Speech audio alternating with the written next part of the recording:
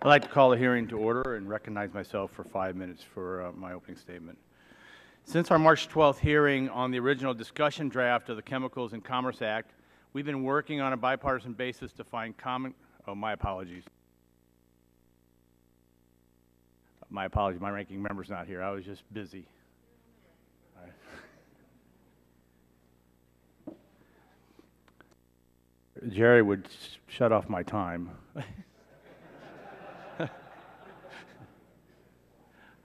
My apologies. I ran down there. I already galloped. My apologies.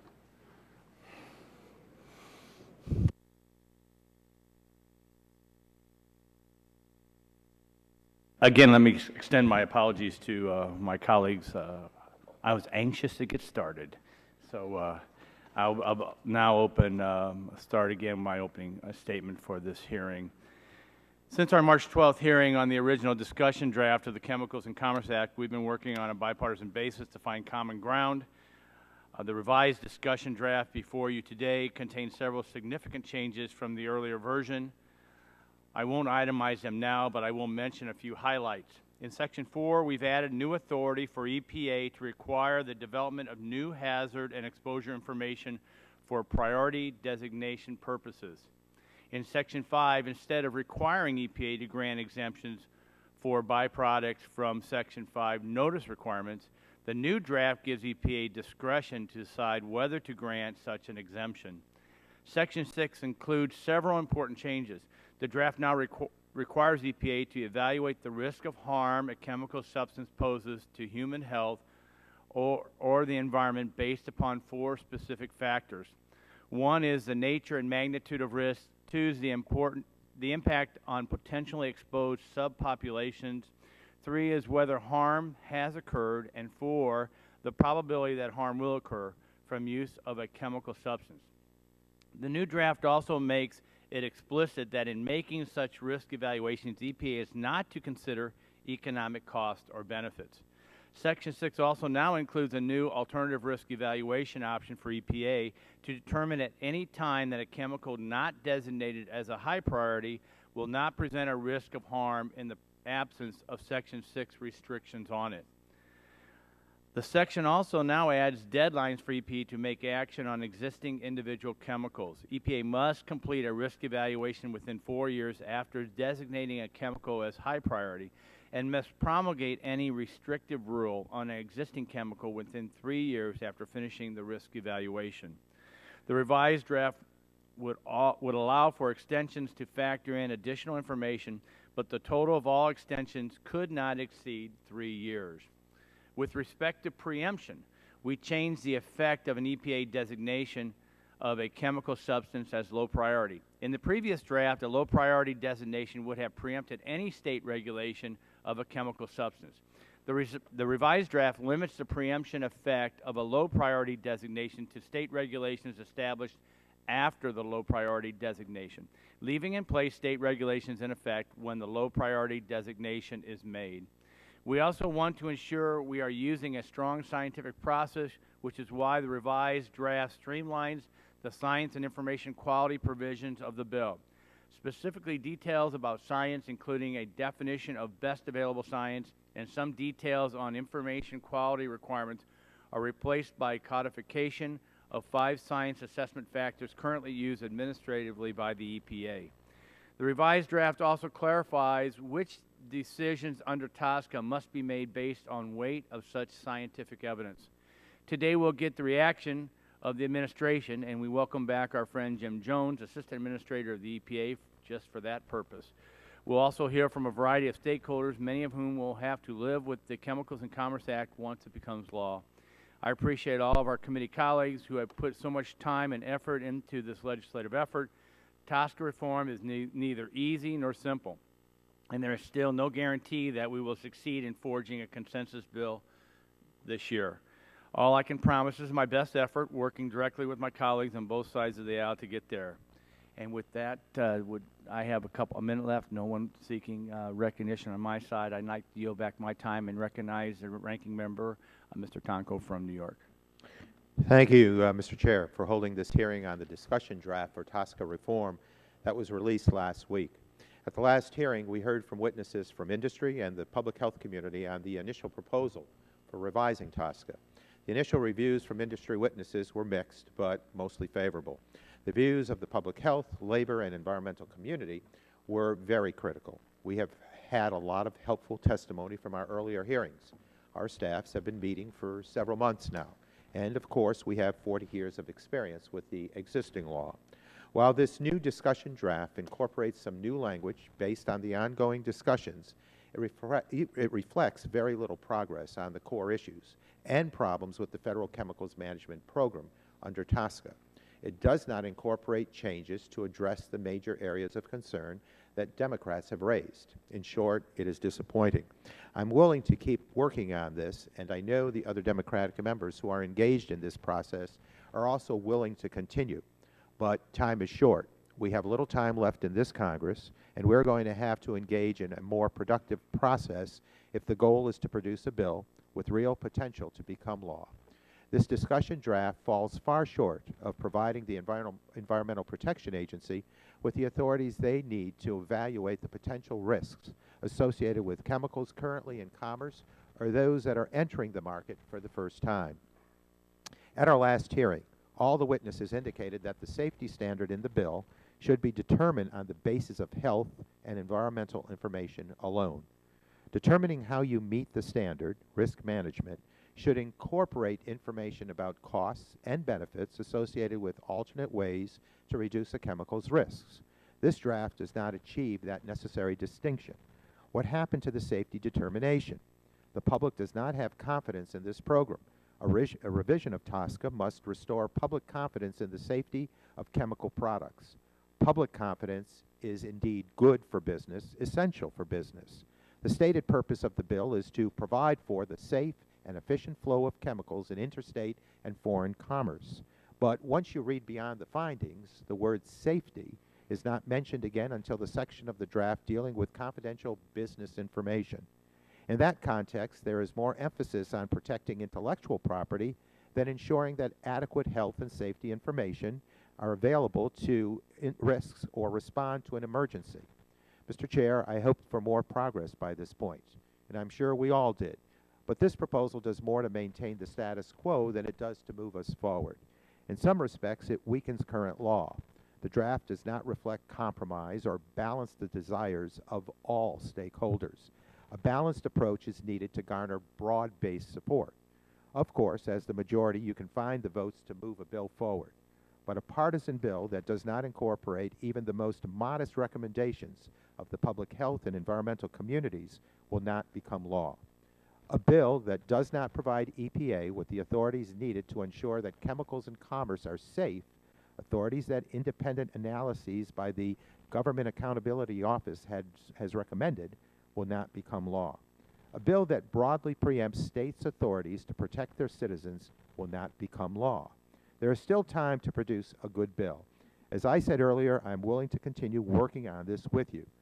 I believe the reform of TSCA is a worthy effort, that we can craft legislation that would be supported by a majority of our committee's membership.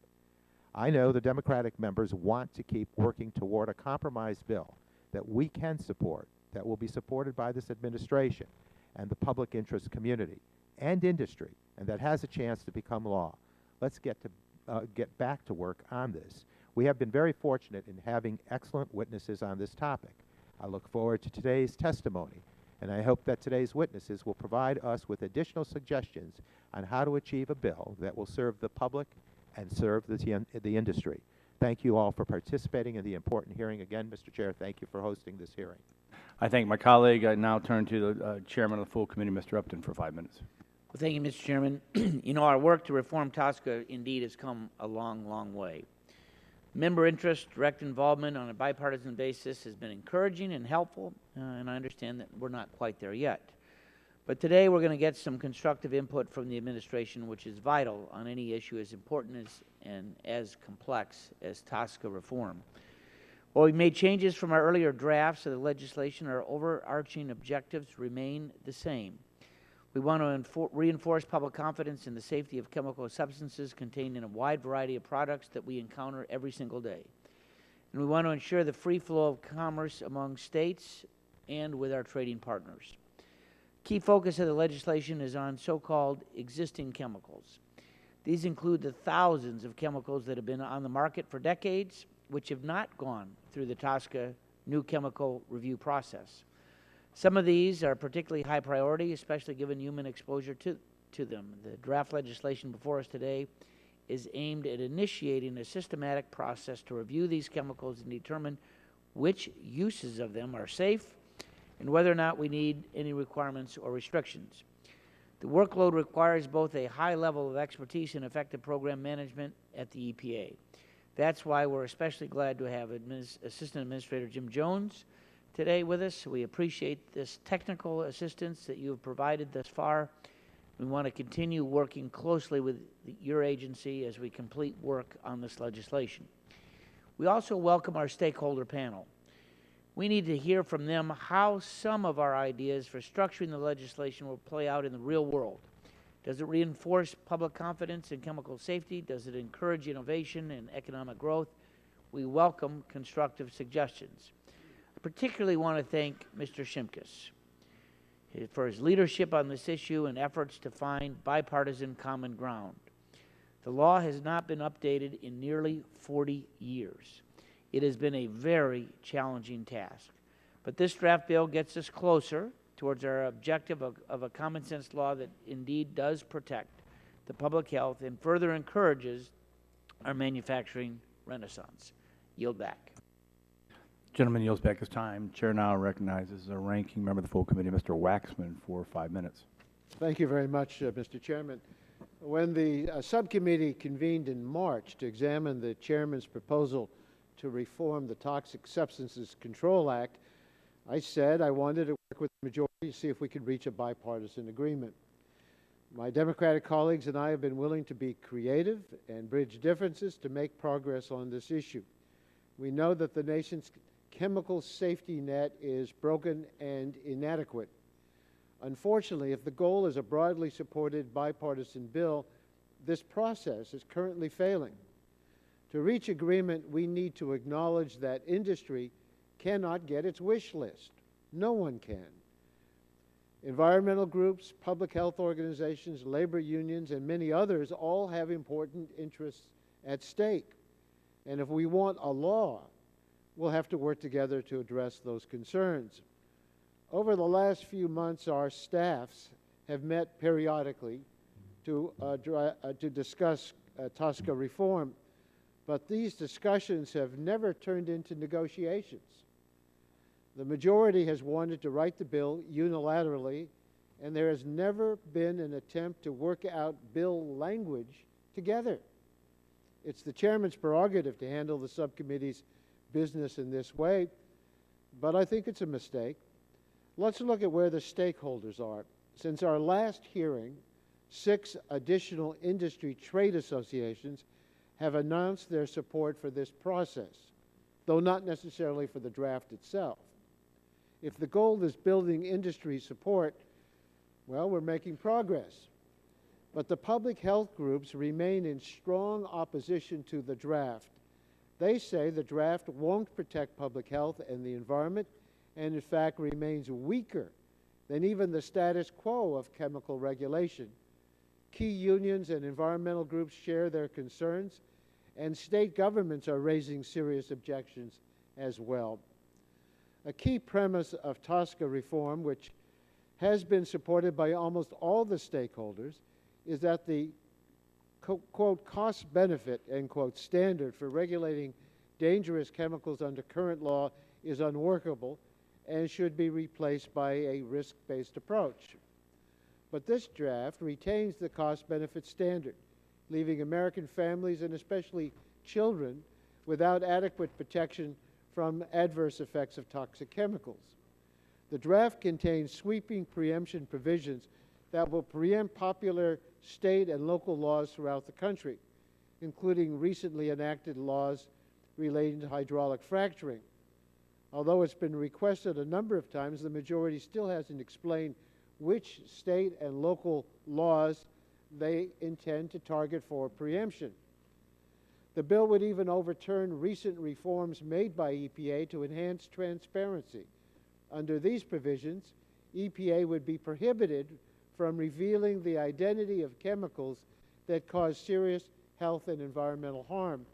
This will harm companies that are marketing safer consumer products and make it difficult, if not impossible, for consumers to protect themselves from toxic exposures. I want TSCA legislation to pass. The President's Cancer Panel found that reform of the Toxic Substances Control Act is critically needed to reduce the incidence and burden of cancer in this country.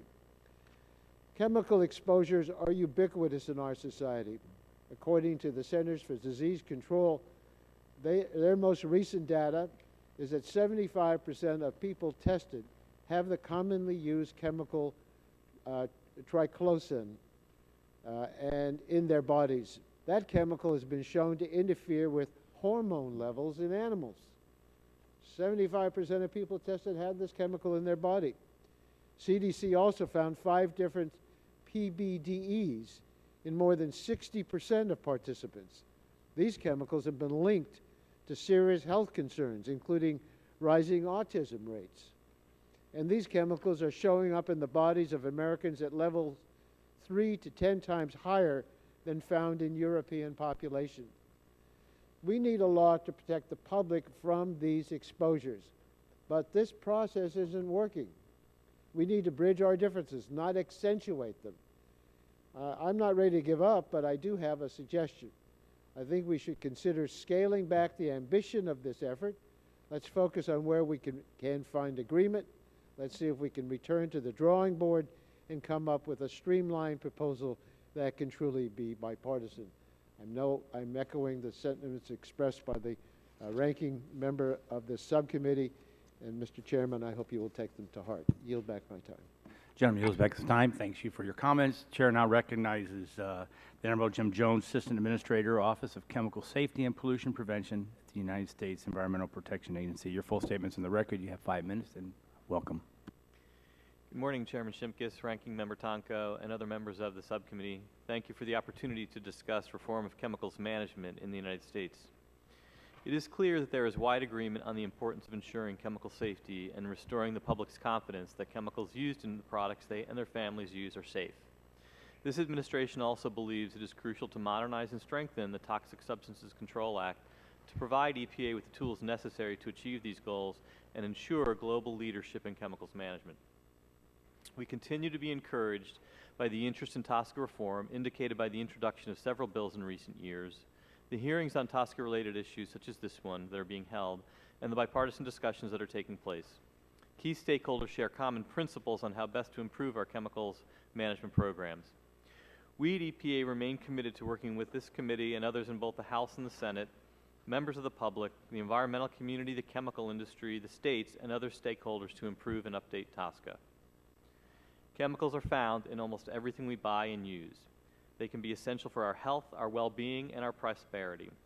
However, we believe that it is equally essential that chemicals are safe. While we have a better understanding of the environmental impacts, exposure pathways, and health effects that some chemicals can have than we did when TSCA was passed, under the existing law, it is challenging to act on that knowledge.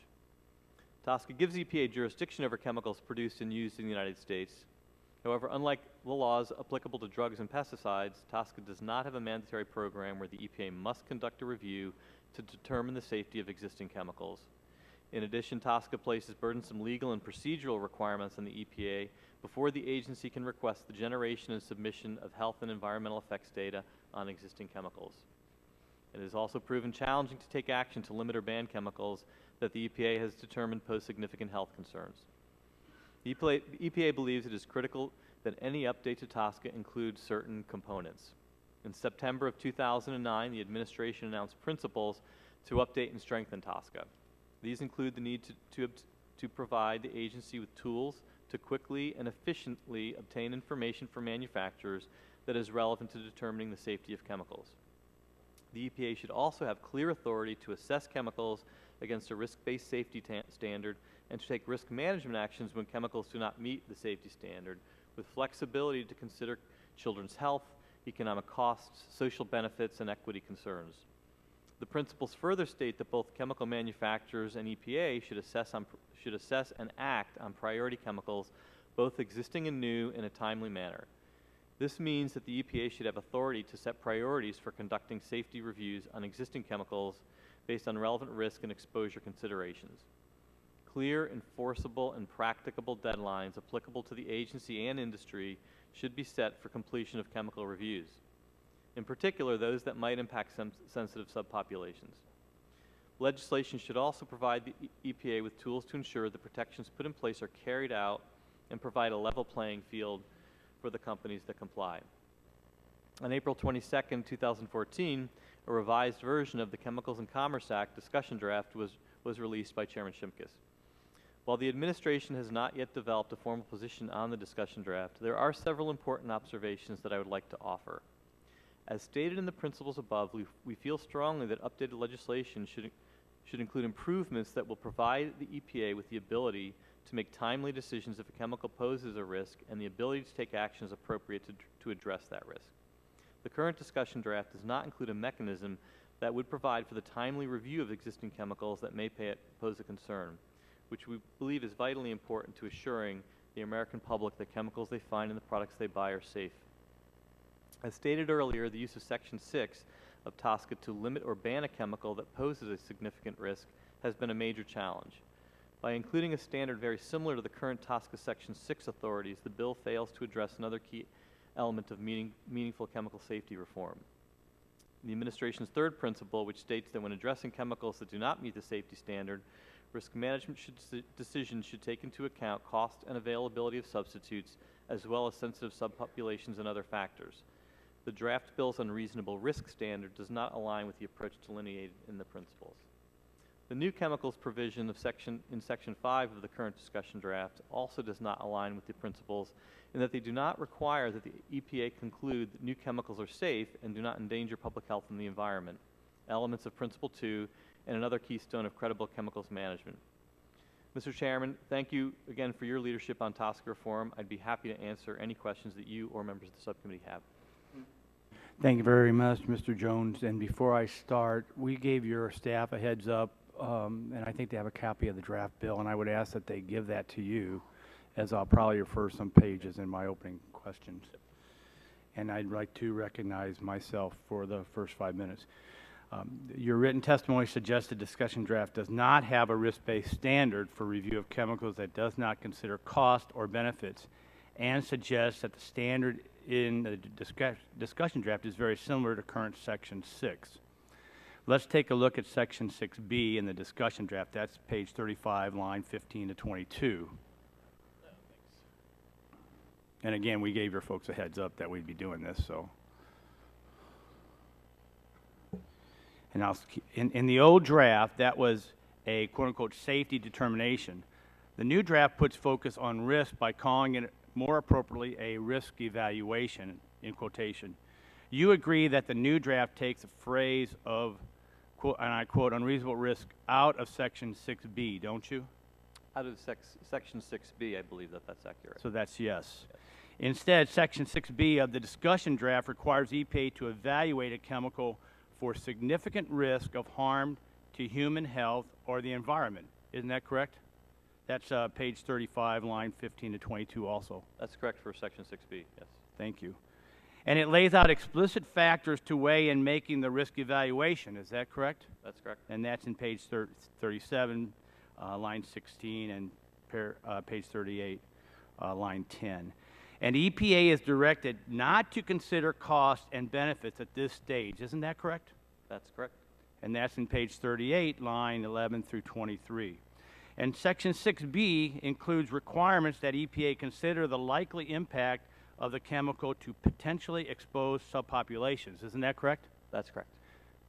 So there are some things that you like about this revised draft. Yes, absolutely there are thank you. things that I like about it. I think that the surprising thing was in your opening statement, there was no acknowledgement, and some of my colleagues on the other side make no acknowledgement of some significant movements that have been made in some of these areas. Your written statement suggests that the discussion draft version of Section 5 is weaker than existing Section 5, and we hear that from my friends on the other side. So isn't the quote-unquote may present determination in section 5C3 of the discussion draft, that's page 22, the exact same as what is contained in current section 5C? Well, that may well be the case. I don't have existing TSCA in front of me, but if you'd like, I can talk about why I think that. Well, I mean, is may present in this draft and is may present in current law in section 5? It is, but Okay. the subsequent findings that the EPA needs to make. Well, that's what we'll follow up on in these questions. Isn't the section 5 rulemaking authority substantially similar to what EPA currently has available to it under section 5E or 5F on page 23? I think the existing TSCA Section 5E standard is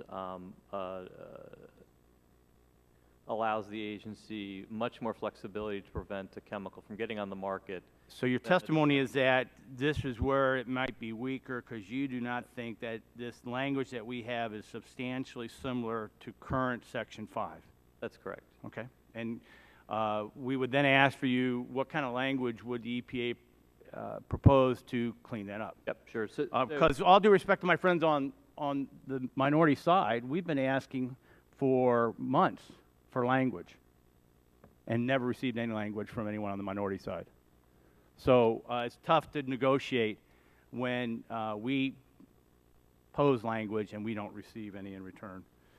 Let me go to, please state whether you support or oppose the following policy choices in the discussion draft.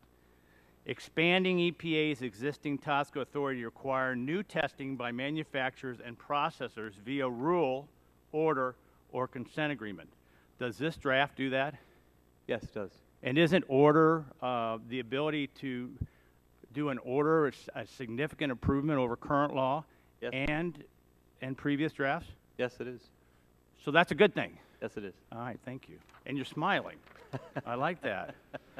Providing this testing authority for prioritization if existing information is not sufficient. Does this draft do that? It does. Another good thing. That's a good thing. Yep. Providing this testing authority for performing a risk evaluation on high priority chemicals. Does this draft do that? Yes, it does that. Providing this testing authority to ensure compliance with control measures for new and existing chemicals. Does this draft do that? You know, Chairman Shimkus, I can't remember specifically whether it does that, as I don't recall that. Okay, but you can see my line of questioning. Yes. The answer is we believe it does. My time's expired. I'd like to now, I have two more, but in lieu of time, I'll let Mr. Tonko now ask questions for 5 minutes.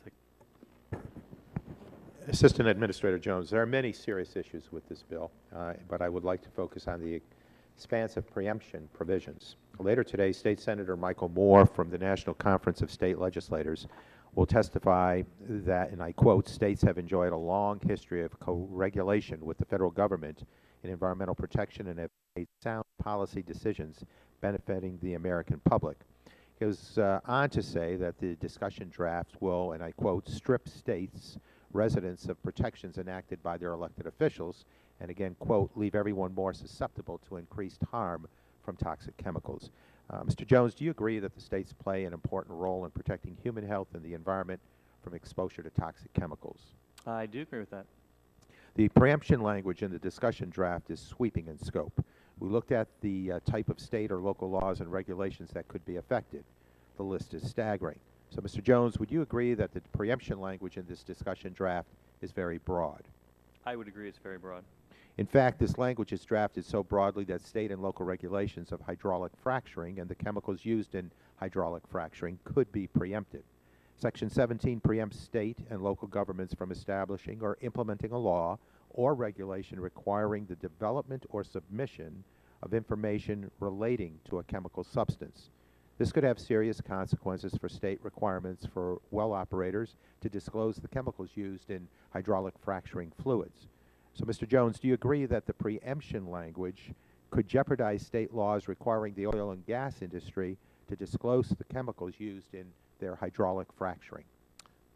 Yes, Congressman Tonko, I believe that 17A1(4) right off the bat will preempt some existing disclosure requirements, and then other elements of the provision would do it prospectively. So I think there will be some right off the bat that are preempted for some number of chemicals, and then prospectively there will be continuing additional chemicals preempted. Thank you. And what about other states or local laws that are simply notices or disclosures about chemicals? It seems to me they would also be in question. Would you agree? Yes, I would. With respect to the identified problems with TSCA, lack of public confidence, lack of public information about chemicals, timely action to address chemical risks, would you say this sweeping preemption provision is likely to do more or do less to address these issues? I think that it will, over time, the role of states will be diminished, and I think that that will decrease the pressure on the agency to move forward as aggressively as I think the drafters were hoping. And Section 17 preempts any state or local requirement that prohibits or restricts the use of a chemical substance for its so-called intended conditions of use. The bill includes disposal of a chemical as an intended use. As a result, this language could even override state or local laws that limit how drillers dispose of chemical-laden wastewater from hydraulic fracturing operations. In New York, for example, numerous counties have passed laws prohibiting out-of-state well operators from disposing of hydraulic fracturing wastewater in county municipal water treatment plants or using the wastewater to treat local roadways in winter. Mr. Jones, are these the type of restrictions that could be preempted by this measure? As I was saying earlier on some of the issues like notification, I think 17A1B4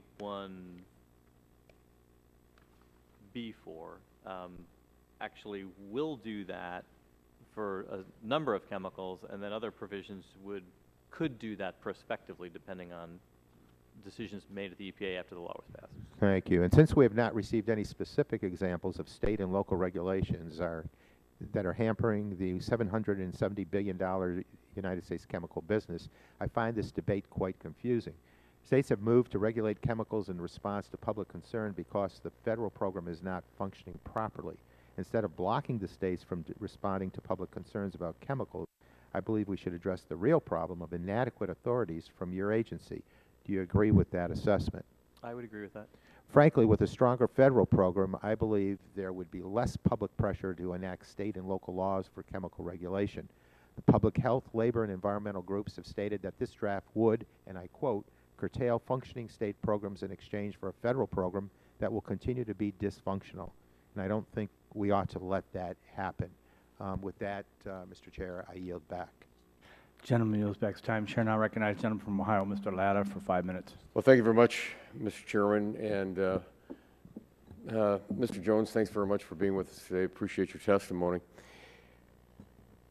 In your November 13th testimony, you testified that current TSCA places challenges legal and procedural requirements on the agency before it can require industry to generate and submit health and environmental effects information and data on existing chemicals. Does the Section 4 of the April discussion draft improve the agency's ability to require the submission of hazard and exposure data and information by authorizing EPA to obtain it by rule, consent, agreement, or issuing an order? Yes, it does. Yes, it does. Thank you. Does the April discussion draft eliminate the need for EPA to find a substance poses an unreasonable risk before requiring new data to be developed? That's correct. Yep. Okay. And also in your testimony, you discuss how there are 84,000 chemicals listed on the TSCA inventory, and EPA's most recent snapshot of chemicals actually in commerce from the 2012 chemical data reporting, the CDR rule captured 7,674 chemicals from 2011. Do you believe that the 7,674 number is accurate of the current TSCA inventory, or where do you believe that number would be today?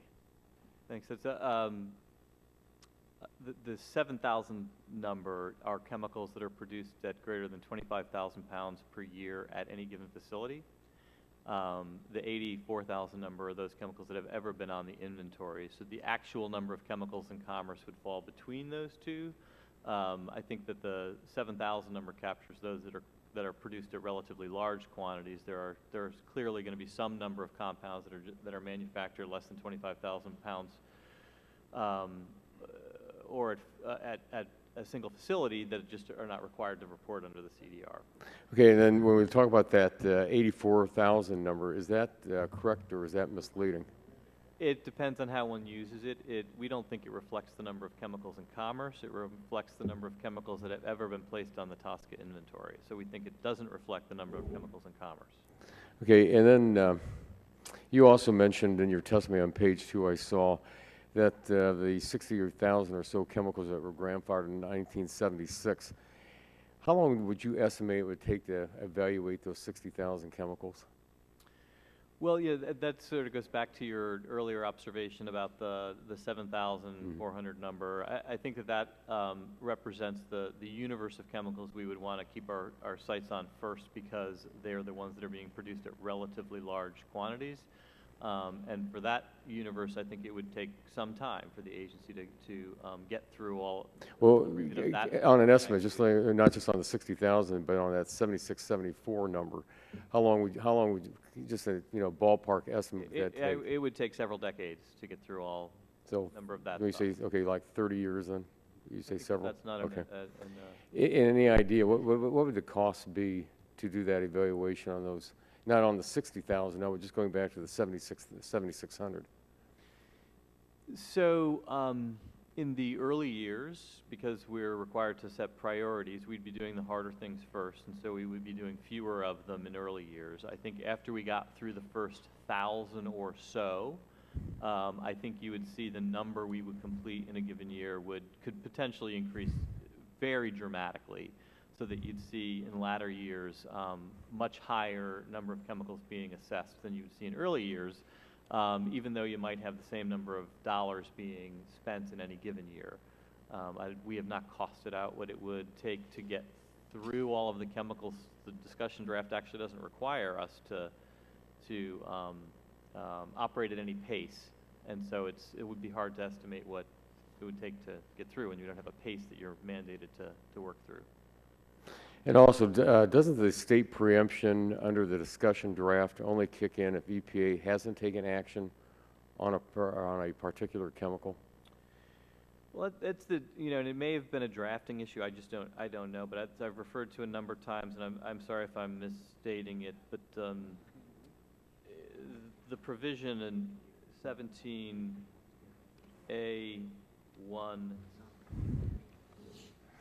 and I believe it is 4, actually preempts a state if the agency, before passage of the law, has issued an order, a consent agreement, a rule under sections 5 or 6, and that's a rather large universe of chemicals, in particular under section 5. So and again, I'm not really sure what that provision was designed to do, but the way we're reading it, it preempts things from the date that the law passed for anything that already has a significant new use rule, anything that already has a consent agreement. Other than that provision, what you said, Congressman, is accurate. It is prospective action on that part of the EPA. Well, thank you very much, and Mr. Chairman, my time's expired, and I yield back. Gentleman yields back time. Chair now recognizes Ranking Member of the Full Committee, Mr. Waxman, for 5 minutes. Thank you, Mr. Chairman. For decades, the Toxic Substances Control Act has operated under an unreasonable risk standard, which requires EPA to perform a cost-benefit analysis to determine whether or not a chemical is to be regulated. This approach has proven unworkable. Only 5 chemicals have been regulated under Section 6 of TSCA since 1976. Mr. Jones, you testified in November that EPA needs to have clear authority to assess chemicals against a risk-based safety standard and to take risk management actions when the chemicals do not meet that standard. Costs would still come into play in figuring out how best to regulate a chemical, but we shouldn't use cost to determine whether the public should be protected from a chemical exposure. Not only has EPA endorsed this risk-based approach, so have a broad range of stakeholders. At our last hearing in March, there was unanimous agreement among the witnesses that chemicals should be held to a risk-based safety standard. Mr. Jones, does the revised draft use a risk-based safety standard, or does it maintain a cost-based approach to risk? It, Congressman, takes a risk cost balancing, which is pretty much the standard in TSCA right now. So if this language were enacted, EPA would have to balance the economic costs of regulating against the adverse health and environmental effects of a chemical before establishing any protections. Is that That's right? correct. I'd like to explore how this would work in the real world. Let's say that this language is enacted and EPA evaluates a toxic chemical. Let's say that EPA determines that the chemical causes cancer. Before EPA would be able to take any action at all to limit the chemical's use in children's products, for example, EPA would need to weigh the costs to the industry of such action. Is that right? That's correct. So this proposal would require EPA to look at the cost to industry in determining whether to protect our kids from chemicals that cause cancer. Is that accurate? We would have to take into consideration the cost to industry and any broader societal costs as well. Okay. I think many in the public would listen to this discussion and find this proposal morally questionable. I share those concerns, and we don't need to take this approach. Time and again, we've shown that when there's a clear goal for protecting health, industry has the creativity and know-how to get the job done. I'm also concerned whether the approach in this draft is even workable. Is EPA good at projecting industry innovation? Will EPA give the proper weight to industry costs? That's a great question, Congressman. We tend to have a very difficult time predicting where innovation's going, so we often, almost always, will predict the cost in the absence of innovation and then just straight line it out. Our experience, however, has shown that industry is incredibly innovative, and rarely do those costs hold over time. They typically drop off quite dramatically as industry innovates, and those costs go away. So as a result, when you look at the costs, you end up overstating those costs because you really can't predict whether they're going to be innovative enough to hold down the costs. That's correct. Do you think that we can protect our kids and keep industry's costs manageable if we use a risk-based standard that sets a clear goal of protecting health and the environment? I believe we can. Just to be clear, the administration principle thinks that it should be risk-based standards, that cost should be a factor in how we achieve the standard, but it has a role, as opposed to having a balancing of trying to numerically quantify the monetary value of the benefits with the monetary value of the costs. But not in setting the standard itself. In setting the standard, we think we need to have the flexibility to consider costs in the setting of the standard. Mm-hmm. But you would set the standard with the expectation that the standard would be met, and you're not looking at just what the industry says the cost will be, because you can take into account, if you have flexibility, that almost always in the environmental area, the costs are less than what is predicted. The goal would always beginning. be to achieve the safety standard. We would want to be able to consider if there's a scenario where there are very high costs for very marginal changes in safety, that we may have a little lower bar in that kind of a context. We would not want to be precluded from having a cost consideration. Let me just say in closing, Mr. Chairman, that I think there's a consensus outside this room that the safety standard in TSCA should be risk-based. I'm disappointed the draft doesn't reflect that consensus. I understand there'll be a markup of this bill later the month, and I hope we'll be able to focus on areas of agreement and abandon these controversial proposals. Yield back my time. Thanks. Gentleman yields back time. Chair now recognizes Chairman Emeritus Mr. Barton for 5 minutes. Thank you, Mr. Chairman. We just heard from the Chairman Emeritus on the Democratic side, or the former Chairman, and the current ranking member. I'm the former Chairman and Chairman Emeritus on the majority side. So you kind of get the good, the bad, and the ugly here, I guess. Mr. Waxman seems to think that this discussion draft is too strong, and he talked about the risk-based standard approach that he would prefer. I think, quite frankly, Mr. Shimkus and Mr. Upton and their staffs are trying very hard to find the middle-of-the-road approach, and I have some unease that maybe they're going too far to the left, quite frankly, but I understand what they're attempting to do. So you get both sides of it in these two rounds of questioning. My first question to you, as an assistant administrator of the Office of Chemical Safety, is that a Senate confirmation position, or is that a political appointee but not Senate confirmed? It's a Senate confirmed position. It is Senate confirmed. And what did you do before you assumed this position? I have been a career employee at the EPA until Administrator Jackson asked me if I would be interested in the Senate confirmed position.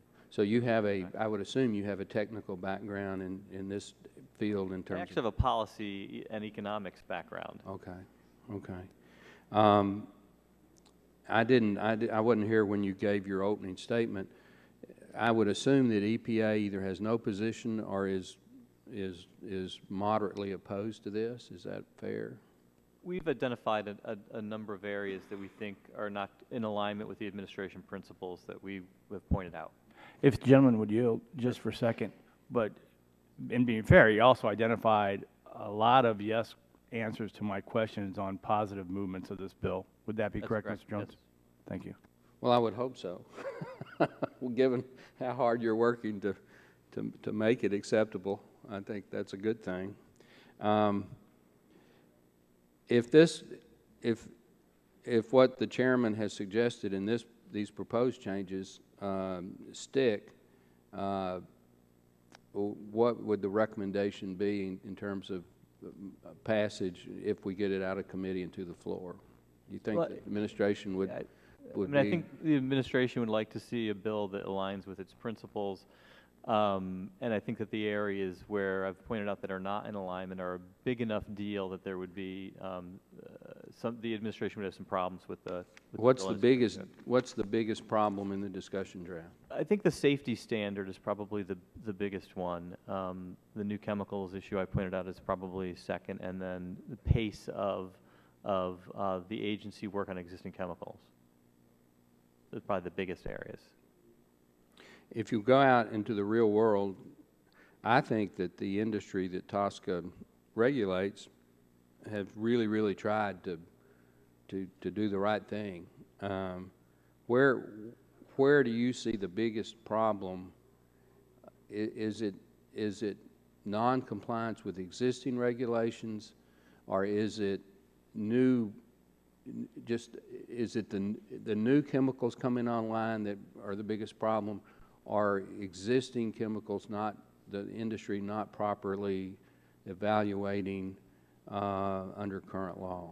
That's a great question, Congressman Barton. I couldn't agree with you more. As a matter of fact, until this hearing was called, I was supposed to be in Bentonville, Arkansas today at Walmart, who I think has been a real leader in this space and trying to get ahead on safer chemicals. I think some of the companies coming behind me in the next panel have been real leaders.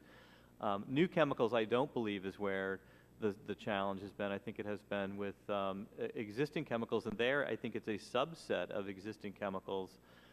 We looked at about 1,000 chemicals of that entire universe that Congressman Latta pointed out as chemicals that have expressed some hazard that we think it's really important for the agency to evaluate for safety assessment purposes.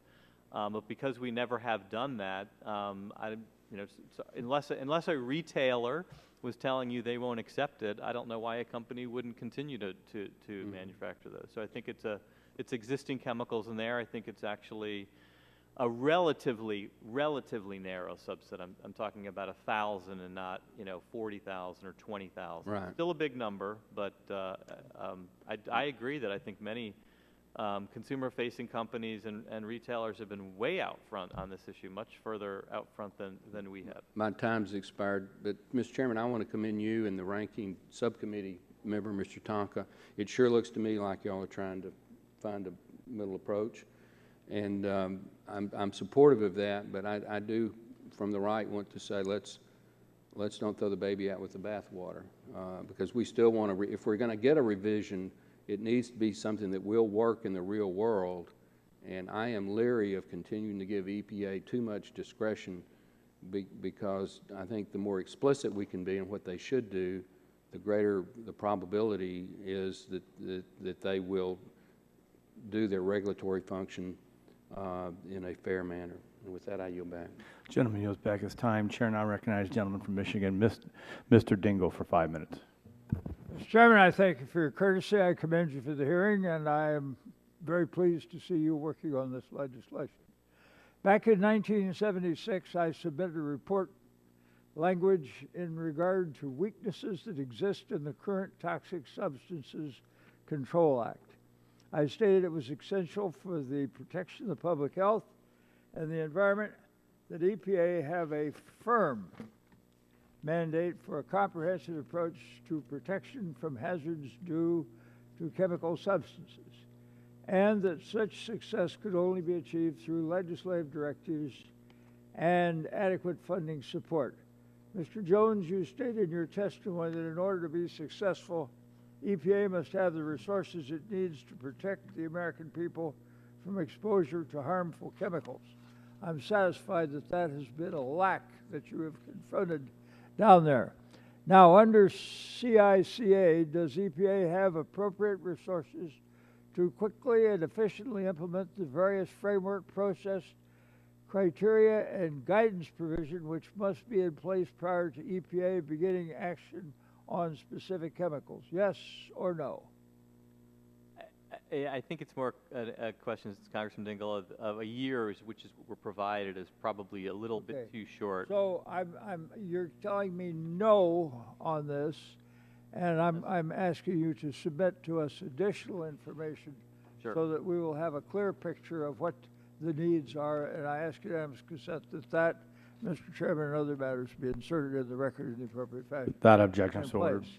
Now, again, Mr. Jones, once EPA is able to take action on specific chemicals under CICA, does the EPA have the resources needed to quickly and efficiently determine prioritizations, assessments, determination, and risk management? Yes or no?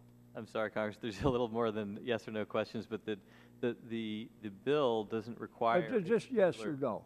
Well, the bill doesn't require... And I'm asking you to submit in greater detail, because we don't have a lot of time for toe dance around on this. I would say yes, but the number we would do would be, I think, disappointingly small. Well, that's almost a comical answer here. Now, EPA has over 84,000 chemicals listed in its TSCA inventory, and a little over 200 have been acted on in 37 years. It doesn't make it look like you have authority here or that you have resources.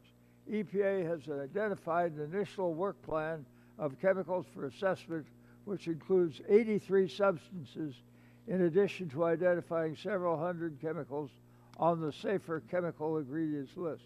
Is that true? Yes or no? Yes. All right. Under current TSCA, does EPA have the appropriate resources to complete more than 20 risk assessments per year on existing chemicals? No. Please answer yes or no. No. Would you respond in addition for the record on that matter? Yes. Now, what kind of resources would EPA need in order to perform 20 or more additional risk assessments per year? Please submit that for the record. Sure. So that we have a decent appreciation of our needs here. Now, as you know, I've had the privilege to live in the Great Lakes region, home for 20% of the world's freshwater supply, as well as tremendous hunting and fishing and recreational areas. Many of my constituents have voiced concerns that CICA does not ensure adequate public health and safety standards needed for high-risk toxic chemical contamination found in this region. Would EPA be better able to regulate new and existing chemicals if they were granted authority to set priorities for conducting safety reviews based on relevant risks and exposure conditions? Yes or no? Yes. Would you please submit application for the record on that? Now, if both chemical manufacturers and EPA had the ability to assess and act on priority chemicals like those potentially found in the Great Lakes, would EPA be better able to regulate these chemicals in a timely manner? Yes or no? Yes. Now, would you please submit amplification on that for the purposes of the record? Yes. Now, it is my concern that if Congress fails to provide necessary funding to a new TSCA program, public health protections will be left without legs to stand on. As I mentioned in a number of previous hearings, any overhaul of this law must be a broad bipartisan one. It's my hope that this subcommittee will find a process to ensure that all stakeholders have the opportunity to see their concerns reflected in a final bill. I continue to be committed to fulfilling this need, and I intend to work with my colleagues in creating reform that industry, consumers, environmental, and public health groups desperately want and need. And you, Mr. Chairman, I commend you for your legislation and for the hearings. I thank you. These are questions that have got to be answered if we're to proceed in a proper way on this. This is a piece of legislation that's sat around, and I think we'll probably sit around until hell freezes over if something's not done about it. So thank you for your leadership. I thank my colleague, and Chair now recognize the gentleman from West Virginia, Mr. McKinley, for 5 minutes. Thank you, Mr. Chairman. Let me just begin by applauding you. Your line of questioning at the beginning of this hearing they were right on. You were able to demonstrate that there has been progress made with it, and I appreciate that. I think they were very good questions with that. I'm just curious, Mr. Jones, Mr. Tonko said that this current draft weakens current law.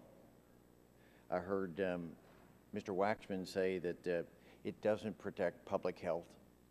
I heard him then go on to say that it may even be, chemicals may be contributing to the rate of autism in this country. So you agree with all those three statements?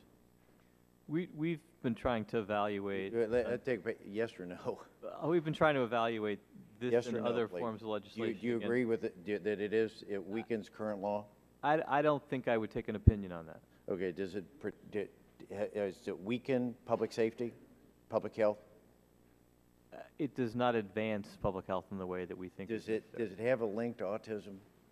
One of the problems that we have in the chemical space is that because there's not been enough data generated, it's hard to make statements with respect to. I'm just curious, if it does any of those three, who's responsible for that? Is it the industry? Are we developing a profile across America? Is that what's trying to come out of this Congress? Is the chemical industry is trying to weaken existing law? It wants to increase autism. It wants to decrease public health. Is that what you see in an overview of 30,000 feet, what this bill does? I see an honest effort on the part of a lot of people to make improvements, and I see disagreements amongst stakeholders as to whether or not it's But being if the achieved. threat continues to be that it's doing these and other things, you're saying about safety and new chemicals, if it has, I want to make sure I understand your testimony and those from the other side of the aisle, that this is the chemical industry itself is causing these problems, because if it's not the chemical industry, then it's our staff is writing these things to decrease public safety and public health and weaken the current law. Who wrote the words to make it negative? You know, I am on the outside here, and I am not holding the pen, and I can't speak to the motivations, nor do I choose to try to understand really the motivation. Do you really think the chemical industry is trying to hurt the public health? No, I don't. Okay. Do you think it's trying to weaken current law? You know, I think those are questions for the chemical industry who are coming up right behind me. No, that was your opinion. Maybe we'll ask them later, but do you really think they want to weaken current law? Again, I don't. Yes or no? I've been in this game for quite a long time, and I don't attempt to understand all the motivations behind all of the players. I try to evaluate the facts that are in front of me and make informed decisions based on that. do you really think that the rate of autism is going to be affected by this TSCA reform legislation? I think that if we had better health and safety data, we'd be making more informed and protective decisions around chemical safety in the United States. I'll be curious to see. My grandson's autistic, and in a number of meetings and discussions we've had with doctors about this, they've never talked about the chemical industry being behind this. I just wonder perhaps if this is just one more scare tactic to try to cause consternation and confusion in our economy right now, because we've not heard that. So this was the first time I've heard that today. And shame on people if they're using scare tactics to try to get something, because I think this committee has done a yeoman's job in trying to correct the problems, and I don't think it's the chemical industry that is trying to weaken any of these provisions. I think there's another agenda out there, and I'd sure like to understand. I hope that you'll be able to submit something to explain why people think the chemical industry wants to put the health of this nation at risk. I can only speak to what the administration is attempting to achieve, which is to strengthen the chemical safety laws in the United States. Thank you. I yield back my time. Gentleman yields back time. Chair now recognizes the gentleman from New Jersey, Mr. Pallone, for 5 minutes. Thank you, Mr. Chairman. Over the last few months, my staff has been at the table with your staff to discuss the draft Chemicals and Commerce Act and work towards a compromise bill. Changes have been made since the initial draft, but unfortunately the version before us today does not reflect sufficient input from Democratic members, including myself. At the last TSCA hearing on March 12th, every witness in attendance stated that chemicals and commerce should be held to a risk-based standard without consideration of costs, but unfortunately the draft before us does not meet that standard. Further, vulnerable populations are not sufficiently protected under the risk management standard in the draft. So, Mr. Chairman, obviously reforming TSCA is crucial to protecting Americans from unsafe chemicals, and I'm disappointed in the current draft before us today, and I would simply ask that before the subcommittee moves to mark up this bill, that you work to address the concerns raised by myself and other Democratic members. I had... Would the gentleman yield for 1 second? Certainly, sure. And I would ask that my friends on the other side start sharing some language with us, which we've been asking for probably 6 weeks. Okay. Thank you. Let me ask some questions of Mr. Jones.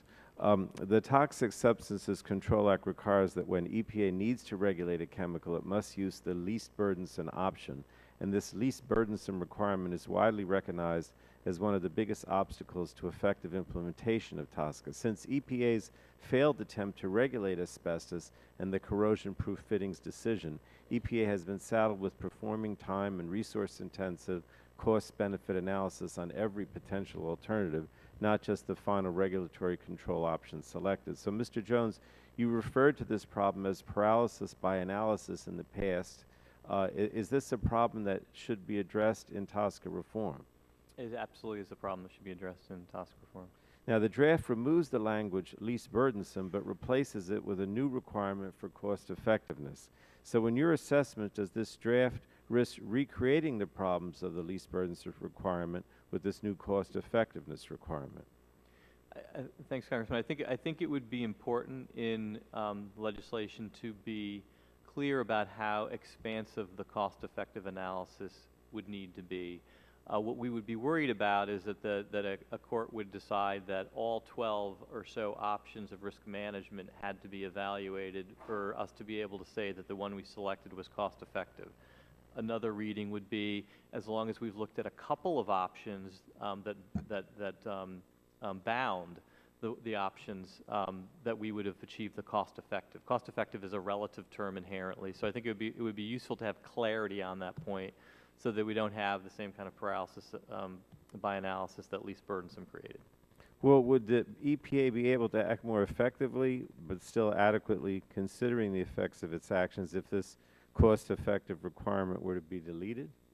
That would be a way to achieve that objective.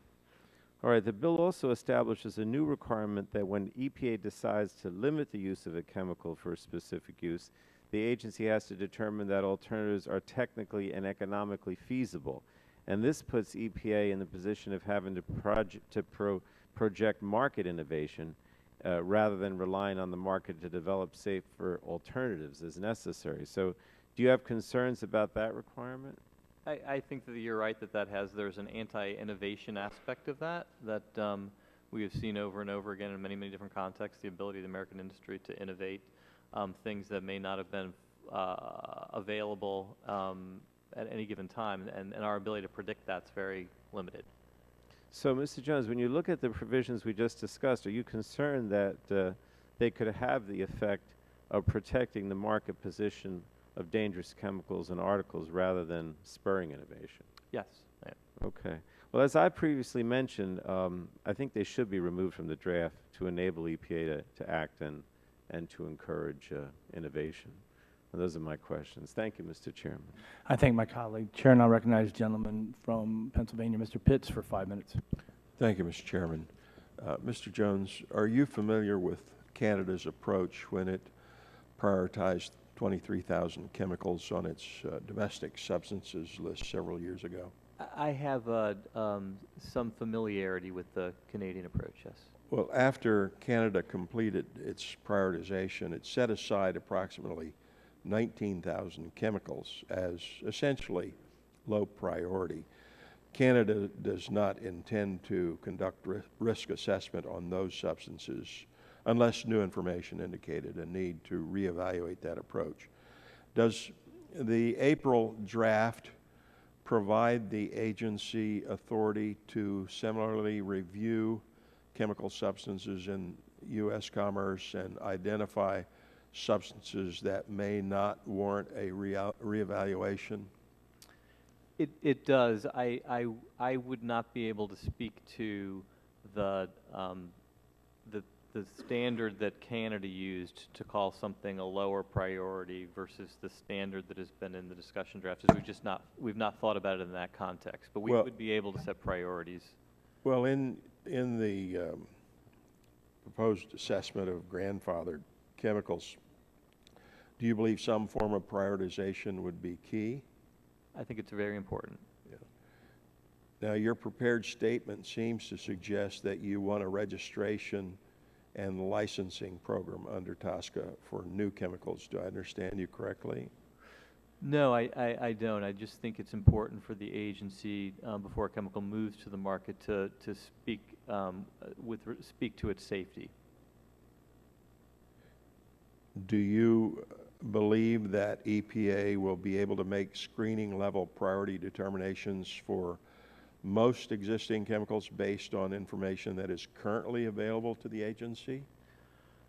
I believe that there are enough existing chemicals, that for the first probably dozen years, we will be able to focus our work on those chemicals for which we can make such determinations. And then I think we will need to be in the mode of data gathering for chemicals that are not well characterized.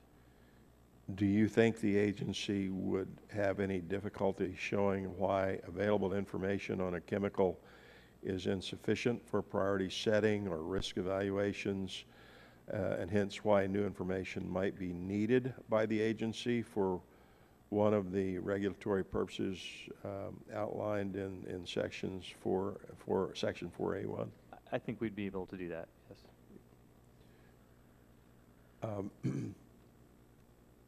In your testimony on November 13th before the subcommittee, you testified that a necessary improvement to TSCA is a mandatory program that gives EPA the authority to review the safety of existing chemicals. Does the April discussion draft include such a program? It moves in that direction. What I think it's lacking is a requirement that the agency set a certain number of high priorities every year. Once a chemical is determined a high priority, we are then on a pace. We have 4 years to do a safety assessment, and then 3 years after that to do risk management. But the agency could choose to have a very, very low number of chemicals that set it as high priority. I'm thinking creating something that creates that constant forward motion with some robust number, I think would be important. Is a 4-year deadline to complete risk evaluations established in Section 6 sufficient time for the agency? Yes, it is.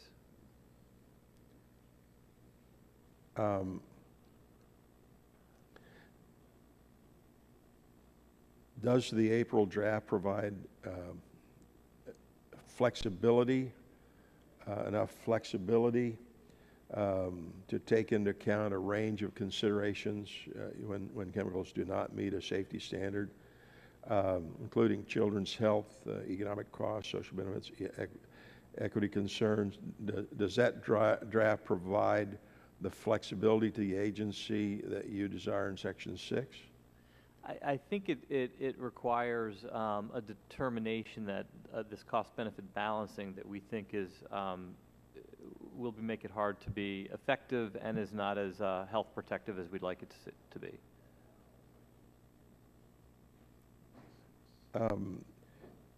And does the discussion draft prohibit EPA from considering cost and benefits when making a risk evaluation on a chemical substance?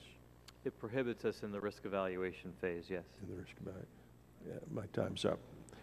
Thank you, Mr. Chairman. The gentleman yields back his time. Chair now recognizes the gentleman from California, Mr. McNerney, for 5 minutes. Well, I thank the chairman. Mr. Jones, in your testimony, you mentioned that the TSCA does not require the EPA to conduct a review and determine the safety of existing chemicals. You mentioned that the EPA, TSCA places burdensome legal and procedural requirements on the EPA before the agency can request health and environmental effects on existing chemicals?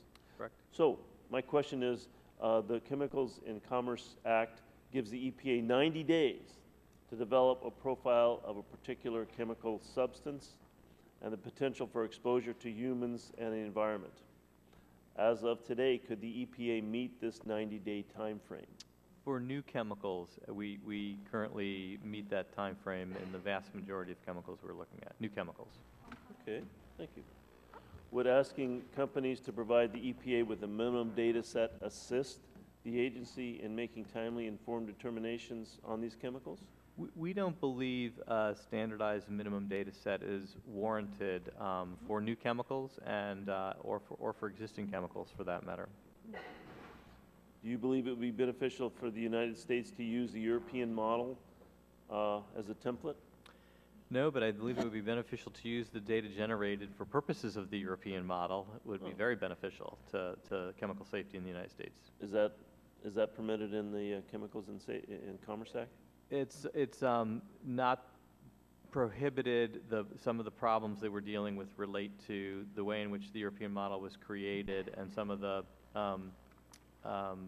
agreements manufacturers who join consortia have with respect to when they can provide data.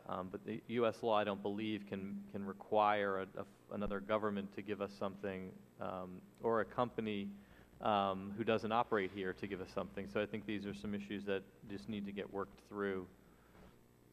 Is there an opportunity in the Chemicals and Commerce Act to do that? I think it's worth exploring. Thank you. We've heard from the GAO and other stakeholders throughout this process that the EPA needs more information and testing, but these so-called scientific standards in the new draft simultaneously restrict the EPA's testing authority while establishing a mandatory duty to the EPA to consider a prescriptive list of elements when evaluating studies and tests. Mr. Jones, if enacted, would the scientific standards language provide additional opportunities for litigation, in your opinion? I think it would. I think it deserves some looking at to make sure there aren't that, I would expect unintended consequence. Increased litigation could result in scientific issues being resolved in the courtroom. That's correct. Are judges well equipped to make decisions about scientific issues? I prefer not to. But I think in general that they would prefer that they're made in agencies like the EPA. Right. So we should be concerned about putting courts in the position of rendering judgments on scientific matters. Yes. Thank you. Mr. Chairman, I yield back. Gentleman yields back his time. Chair now recognizes the gentleman from Georgia, Mr. Gingrey, for 5 minutes. Mr. Chairman, thank you. And Administrator Jones, I wanted to ask you a series of questions about fees and fee structure. So all of these will be quick questions. And first of all, how does the EPA currently collect user fees under TSCA? We right now have authority to collect them only for the pre-manufactured notices, the new chemicals, and it's at a relatively small amount of money, partly because that money goes directly to the Treasury. EPA does not get those fees right now, and it's only for pre-manufactured notices.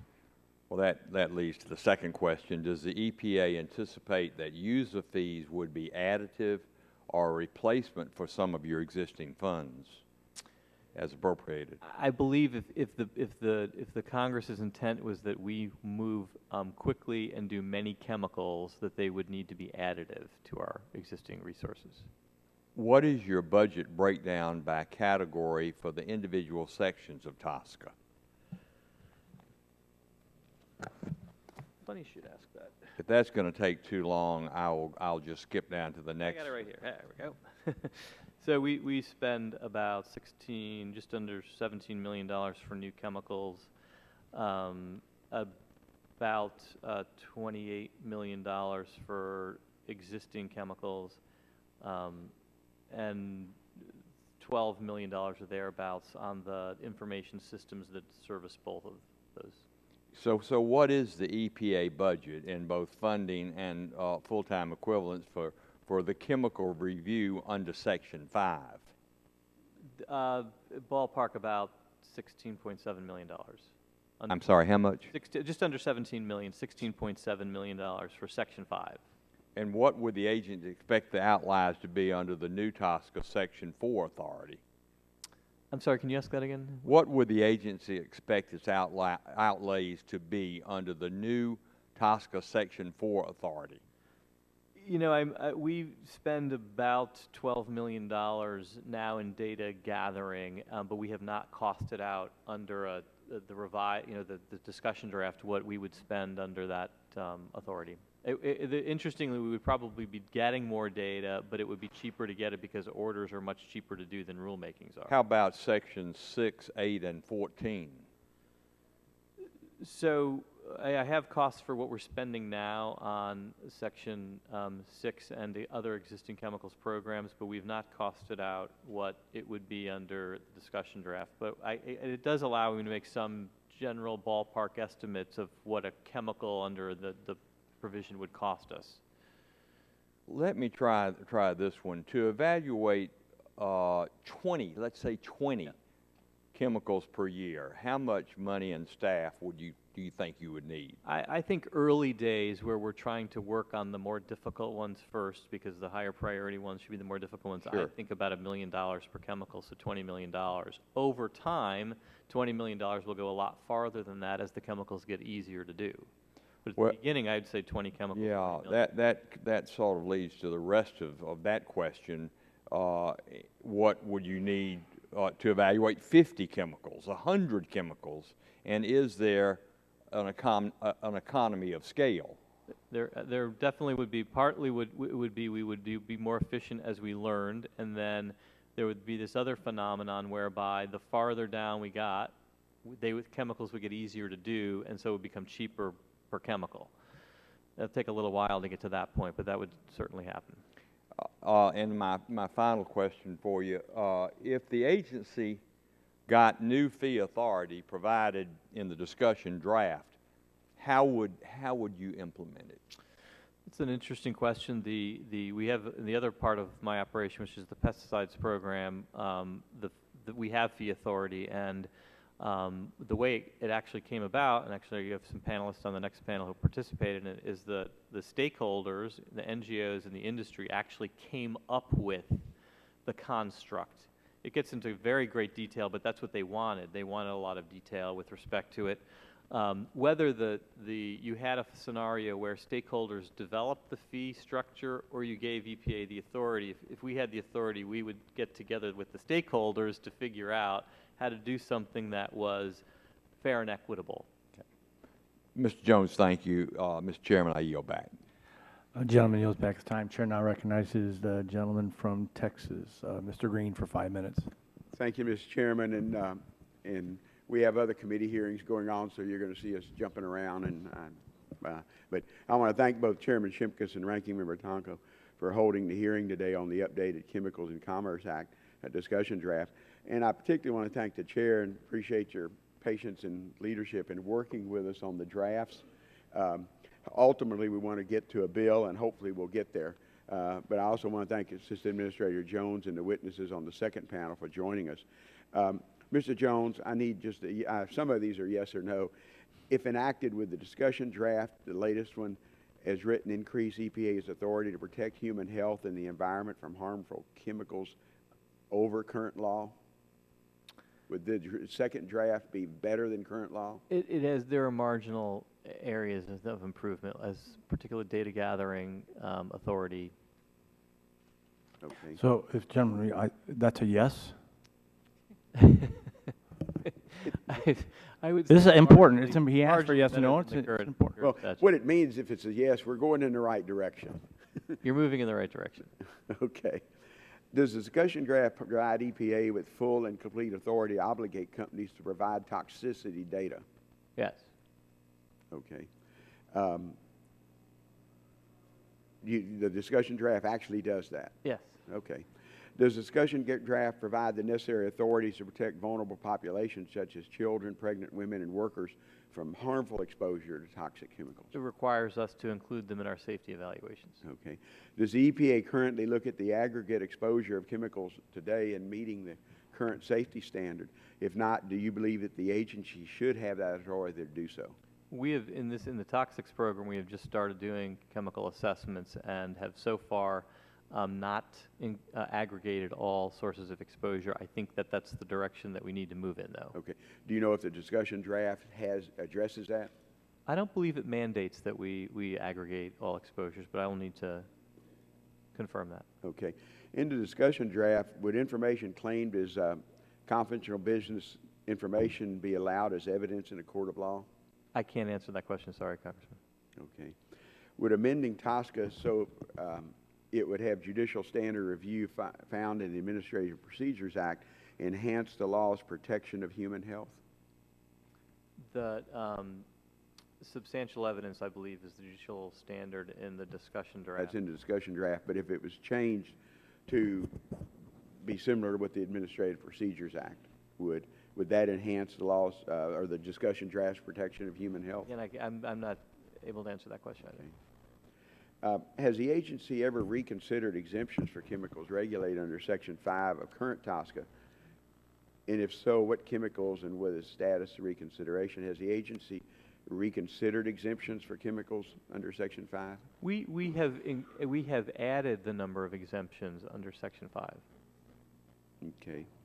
So if chemicals, and can you name those chemicals or give us a status of that reconsideration? There would be categories of categories that we've included exemptions over time. Okay. And we can describe what those categories are. In your testimony, you state that EPA should have the flexibility to consider, among other things, equity concerns, which, when making a risk management action, could you explain what you mean by equity concerns and why are they important to the administration, to the agency? So the benefits of decisions aren't always enjoyed equally across society, and just understanding where the benefits fall and where the costs fall, so that we have our eyes wide open when we're making decisions. Okay.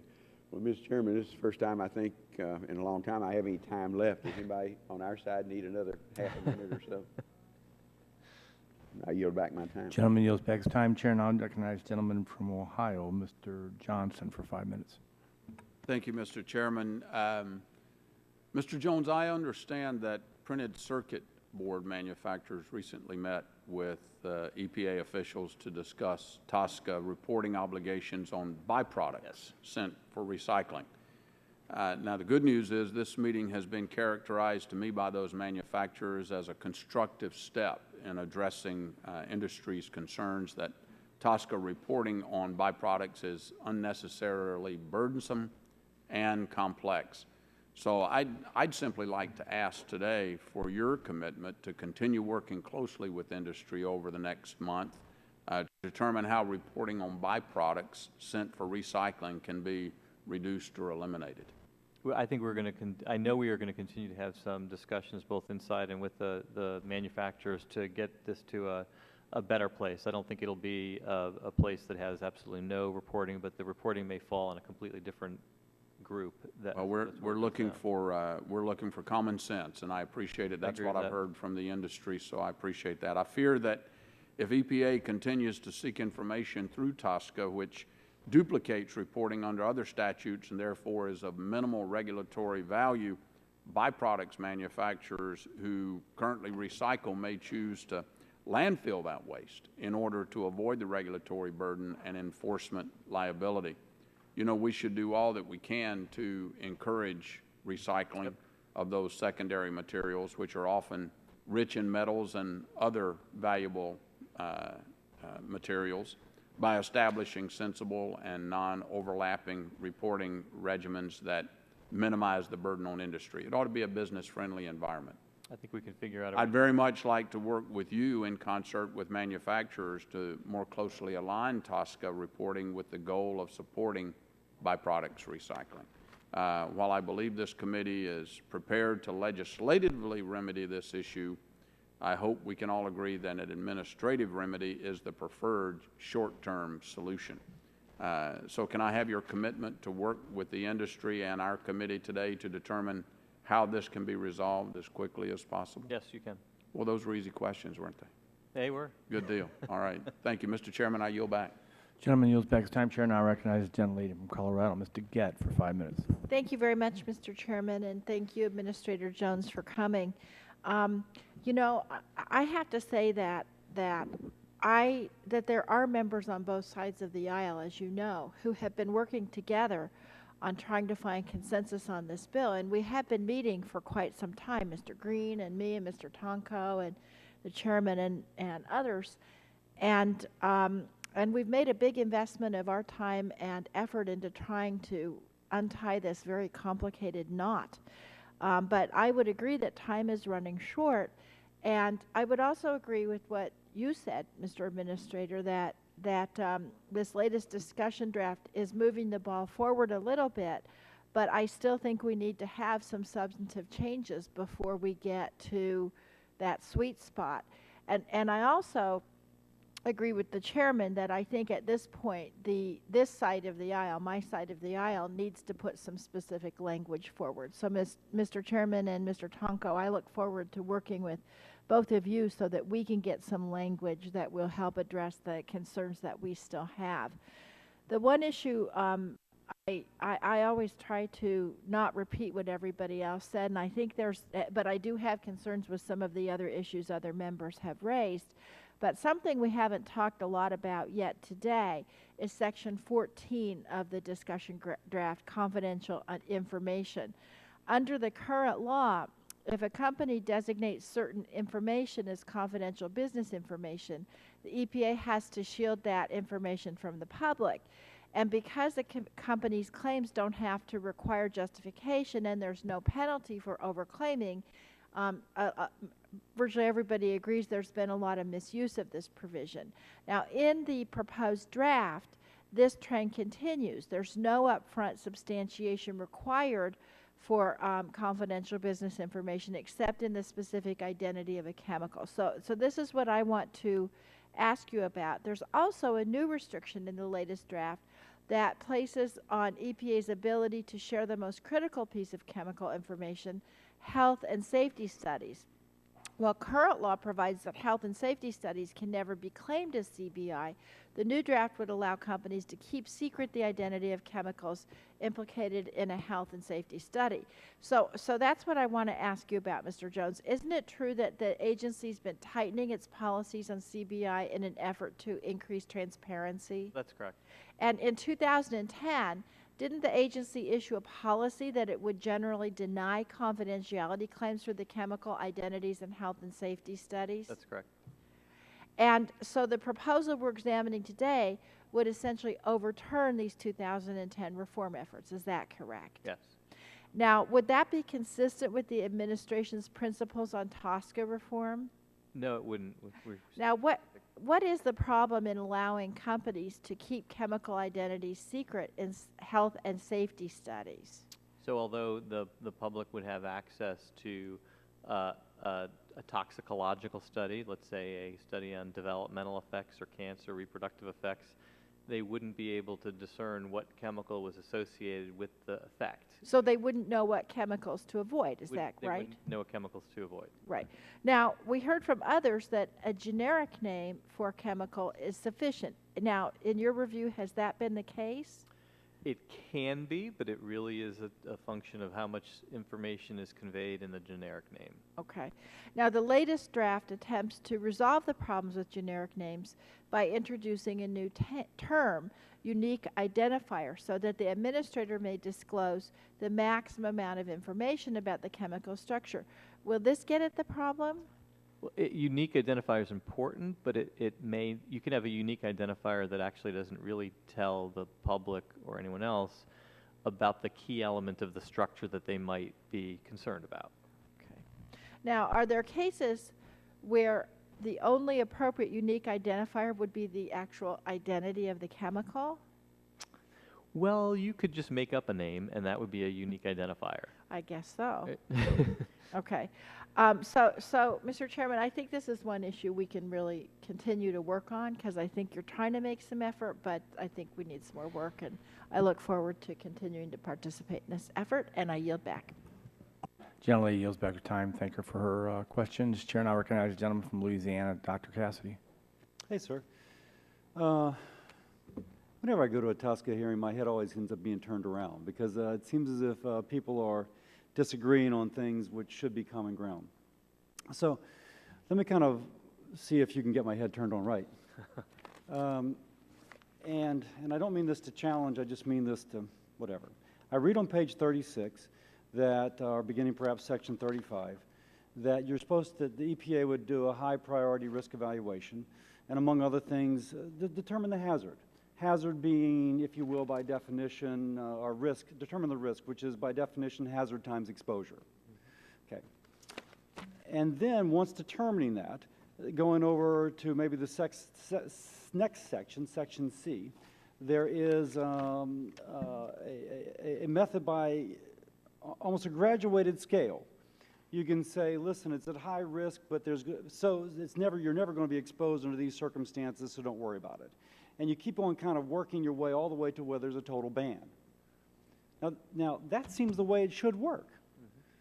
Would you agree with that? That we should be making risk-based determinations, yes. And that there should be some latitude for EPA to make a determination as to what is the potential exposure. If the potential exposure is nil, it sure may be a great hazard, but exposure is nil, so therefore we're okay with it. Anything times 0 is 0. All the way up until, oh my gosh, we just need to totally eradicate this from society. Correct. Now, that mechanism is laid out here, and it seems like that's the paradigm we should be employing. Would you agree with that? I think that the risk evaluation side is laid out that way. When it gets to actually what EPA should do as it relates to regulating, it no longer follows that paradigm, but says the agency should look at the risks, compare them to the benefits, and only if the benefits outweigh the risks should the agency regulate. And then there's some other things. If the benefit of regulation outweighs the risk. The health benefits need to outweigh the costs. So we had something that came up last year, and it's a Clean Water Act bill, but it comes to mind. Where apparently in a previous Congress, lead was not allowed in drinking water except when it involved a bidet, a toilet, or some other device, because the brass fittings there have a little bit of lead, and to have your bidet apparently really sealed tightly. But it didn't allow fire hydrants. And EPA put out a rule that they were not going to allow the use or, I guess, the sale or manufacturing of fire hydrants. Now that's kind of like one of those death of common sense. Mm-hmm. But EPA rightly said, this is the statute. It doesn't give us wiggle room. Now, in that case, wouldn't it have been nice to have a risk-benefit analysis that would have said, really, your exposure of drinking water from a fire hydrant are so minimal, et cetera, we can waive this and not require literally an act of Congress in order to preserve it. Is that a fair? Well, that's why the administration's articulated a view that the standard ought to be risk-based, but we should be able to consider costs, which in the scenario you described would allow you that wiggle room to do something that didn't, on the face of it, sound like it wasn't the smart thing to do, which is very different from actually being able to say, I've monetized the benefits and they numerically outweigh the monetization of the costs, which in a perfect world would make sense, but we rarely have the kind of information that really can lead to accurate decision-making in that context. But how else then do you do it? If you are able to consider costs in your risk management, you can make choices as to whether or not you think the costs of achieving the ideal level of safety may be such that you may not want to get to that level of safety, but a little bit below that. Would the gentleman yield? Yes. Doesn't the presidential executive order require you to do that anyway? The executive order requires us to do cost-benefit analysis, and we do that even in statutes that have risk-only standards. So it's not like a crisis of monumental proportions that you do a cost-benefit analysis and then evaluating risk. No, but it matters in terms of ultimately the judicial review that occurs, which the OMB requirement is irrelevant to the judicial review. It's the statute that governs that. I yield back to my colleague. Thank you. And I'm sorry, I got all my pages, my staple came off and my staples are apart, but it did seem as if there was a graduated way in which the EPA would be able to do some sort of cost-benefit analysis, and ultimately in concluding with the total banning of the substance. But I'm hearing from you that you either don't want that authority or that you think you should have the authority. What am I hearing? We don't think that the decision framework should be that you have to show that the benefits outweigh the costs, as we don't think that the information that we will generally have available allows that balancing to be as accurate as people would hope it would be. I don't think people are talking about scientific precision. I think they're talking about some sort of weighing of common sense. Courts have generally found that if you can't show that the actual dollar value of the human health benefits aren't literally bigger than the dollar value. And I have a little bit, one extra question. So, my frustration is obviously this leads to where we're going to ban something, even though it costs $1 million to ban it, and there's only a buck of. If you totally discharge the responsibility for coming up with such a thing, don't want the authority, then you actually come into a situation where there is the death of common sense, where we really need to no longer sell fire hydrants because we can't quantitate the relative exposure.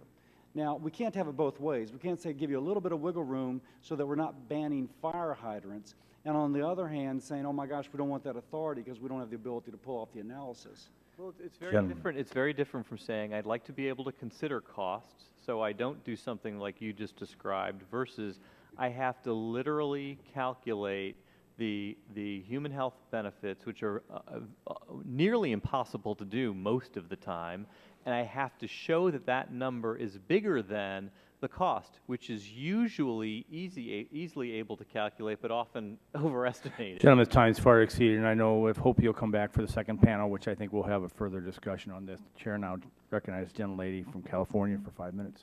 Thank you, Mr. Chairman, and thank you, Mr. Jones, for your testimony today, for being with us.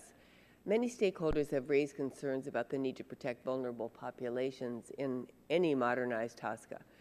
It's been a point I've made in our previous hearings on this topic. I think it's absolutely essential. If we reform TSCA but fail to adequately protect children, pregnant women, or seniors, we've really failed. As you know, vulnerable populations include infants and children, the elderly, the disabled, the workers, and those living near chemical facilities.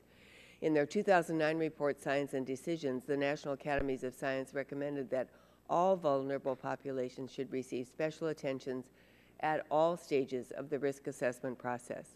In its current form, the discussion draft only examines potentially exposed subpopulations when evaluating the risk of existing chemicals, but the draft does not direct the EPA to protect any of these risks when they are identified. It strikes me as a glaring oversight. Mr. Jones, you previously testified that a chemical should not be able to pass the safety standard under a reformed TSCA if it's dangerous to a vulnerable population, but my understanding is that this revised draft does not provide this guarantee.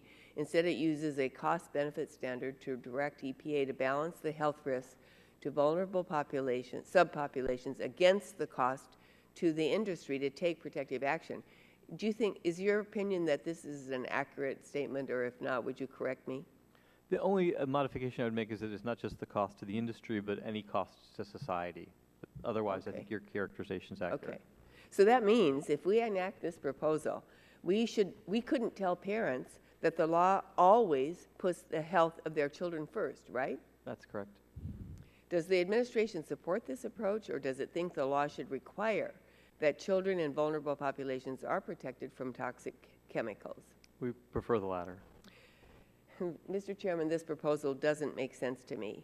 For the last 40 years, we've had a law that does not adequately protect children, seniors, and other vulnerable populations. Why would we want to pass another law that simply continues that failed approach? And I yield back. Lady yields back her time. Seeing no more members present, we want to thank you. Oh, no, I'm sorry. Mr. Bilolakis is now recognized from the state of Florida for 5 minutes. Thank you, Mr. Chairman. First question, does this section of the April discussion draft, sir, improve the agency's ability to require the submission of hazard and exposure data and information by authorizing EPA to obtain it by rule, consent agreement, or issuing an order? Section 4 does that, yes. Say that again. Section 4 does that, yes. Very good. Does the expansion of testing authority to cover the chemical prioritization process provide the agency sufficient flexibility to obtain additional information necessary to make decisions and priorities? Yes, it does. Okay. Thank you very much. I appreciate it. Thank you. I'll go back, Mr. Chairman. Gentleman yields back. Mr. Chair. For what purposes, gentlemen, as recognized? Right. If I might, you've mentioned a number of times that you would like to see language from our side of the aisle. There seems to be an implication that somehow we've refused to engage in the process. I just want to clarify the record. After you released your discussion draft in March, our staff sat down on a bipartisan basis to discuss it. Our staff identified 12 areas where we needed to have further discussion in order to reach a bipartisan agreement. Staff discussed these issues. With many of the issues, your staff informed our staff that changes would not be possible. In other cases, I'm told your staff expressed some receptivity, but they did not want to work out language with us. Our staff offered to go to Legislative Council with your staff to work together on the text, but that offer was refused. So if this is a misunderstanding, and you'd like our staff to work out language together, I'd suggest we direct them to do so. We're happy to engage, and I hope there is sufficient flexibility to address the stakeholders' concerns. If the gentleman would yield. I will yield. Yeah, this has been an interesting process for me in that we've worked diligently with members, with staff, with full committee staff, sometimes with individual staff at other times. We continue to have asked for language. We have not received language. We can go through this process of junior high, he said what to who, and who's talking to who, and why aren't they doing this to the other person. I'm telling you, it's a tad frustrating. All we're trying to do is drop a draft of a bill. We've accepted language. We've moved the process forward. We want to continue to do that. We hope that you will work with us in that process. But there is a time when members need to talk to members. And with all due respect to our staff, who are very, very smart, if there is a problem with this process, then you can walk down the hall. You can pick up the phone. We can meet with our staff together, which we have done with some members. So we're moving forward. We appreciate the help and support. And if there's been frustration, it's just this is a very difficult process. Many of us are not lawyers, and this thing has not been revised since I was in high school. We can do better, and that's all we're trying to do. Right, and all I'm asking is that if there's a request to have us sit down and work out language, let's come to the table together and get that done. This is much more serious than junior high. And if the request for language is made, let's come to the table, to the common table. They did not, as I'm told, there was not a receptivity to work out language with us, and I'm just asking that we come to the table, get that done, because time is fleeting. All I've said, I've asked for language for 2 months from the minority staff and have not received any language. Okay, So we're told that that was not the case, so let's meet at the table and produce the language. That is the case, and I want to again thank Mr. Jones for his time. This is a difficult process. We appreciate your testimony, long, and you can see the members were well prepared by directed comments directly to the draft bill. We appreciate your forthright answers. We know it's not done, it's not perfect. We encourage you and ask you to continue to be involved and engaged in this process, because we can get to a better product by working together. So with that, we'd like to dismiss you, and we'd like to ask for the second panel to sit down.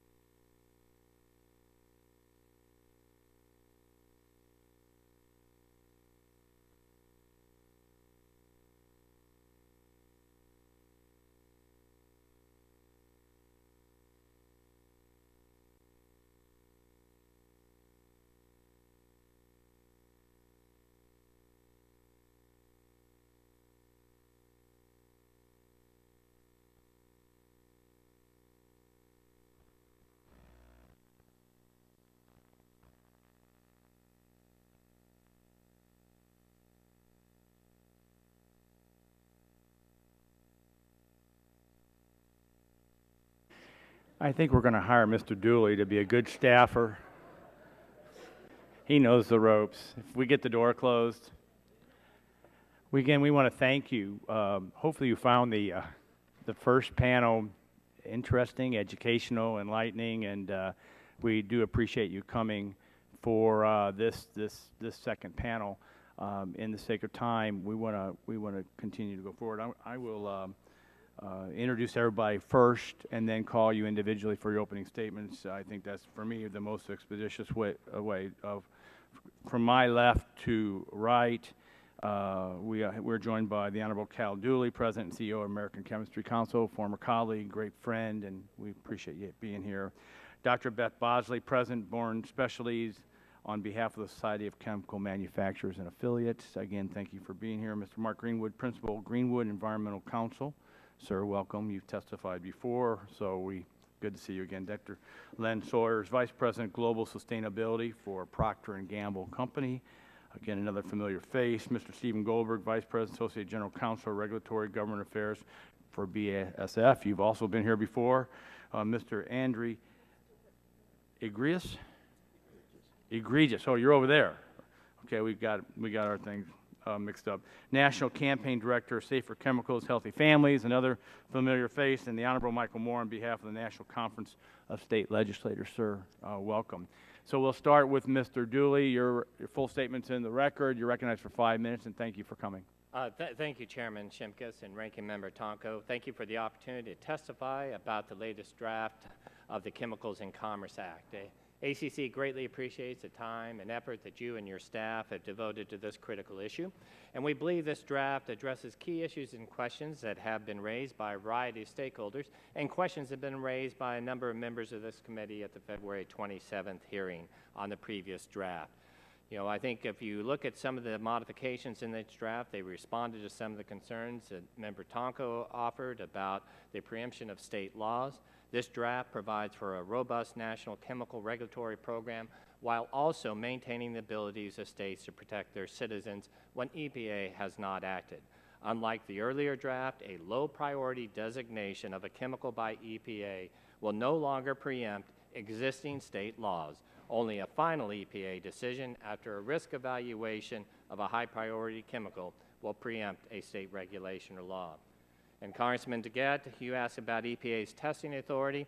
This draft greatly strengthens EPA's ability to demand more data by allowing EPA to demand further testing for purposes of prioritization, and this is also a major change from the earlier version. Our colleague Congressman Green asked about TSCA's safety standards should be based solely on health and exposure, and this draft clarifies that only hazard, use, and exposure considerations may be applied to determine the risk associated with an intended use of chemical. Cost-benefit considerations are only considered in the risk management phase of the regulation.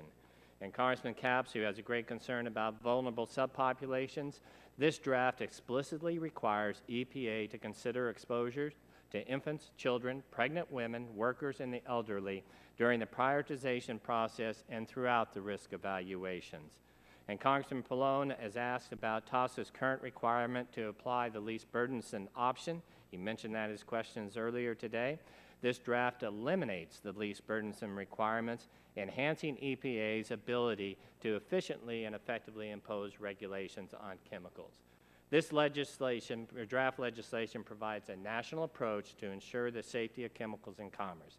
It empowers EPA to evaluate the risks associated with the exposure to a chemical, to determine if the cost or the risk of exposure can be safely managed, and to also assess whether the costs and benefits of the restrictions on the use of a chemical are in the interest of consumers.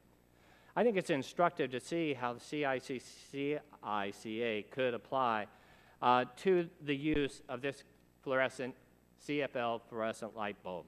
This light bulb uses about a quarter of the energy and lasts about 10 times as long as a traditional light bulb.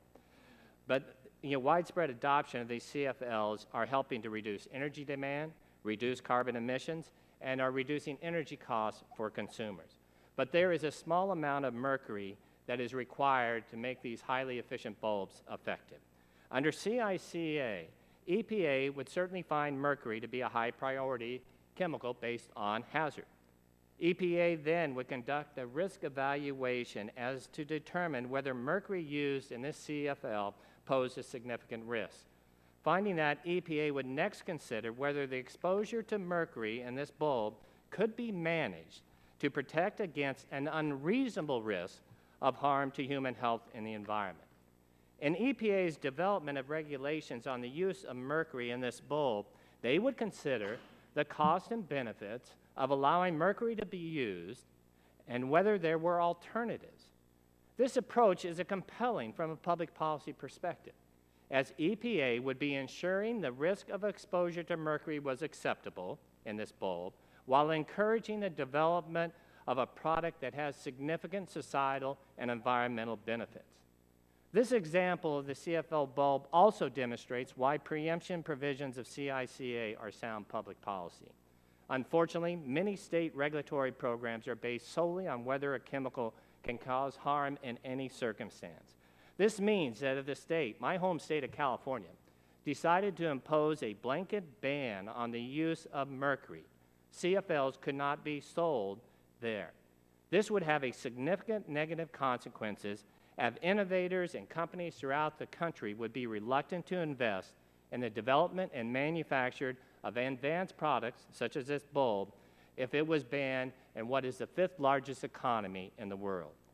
The current draft of the Chemicals and Commerce Act is a positive contribution to reforming TSCA, and we believe it provides a roadmap to legislation that the American Chemistry Council can strongly support.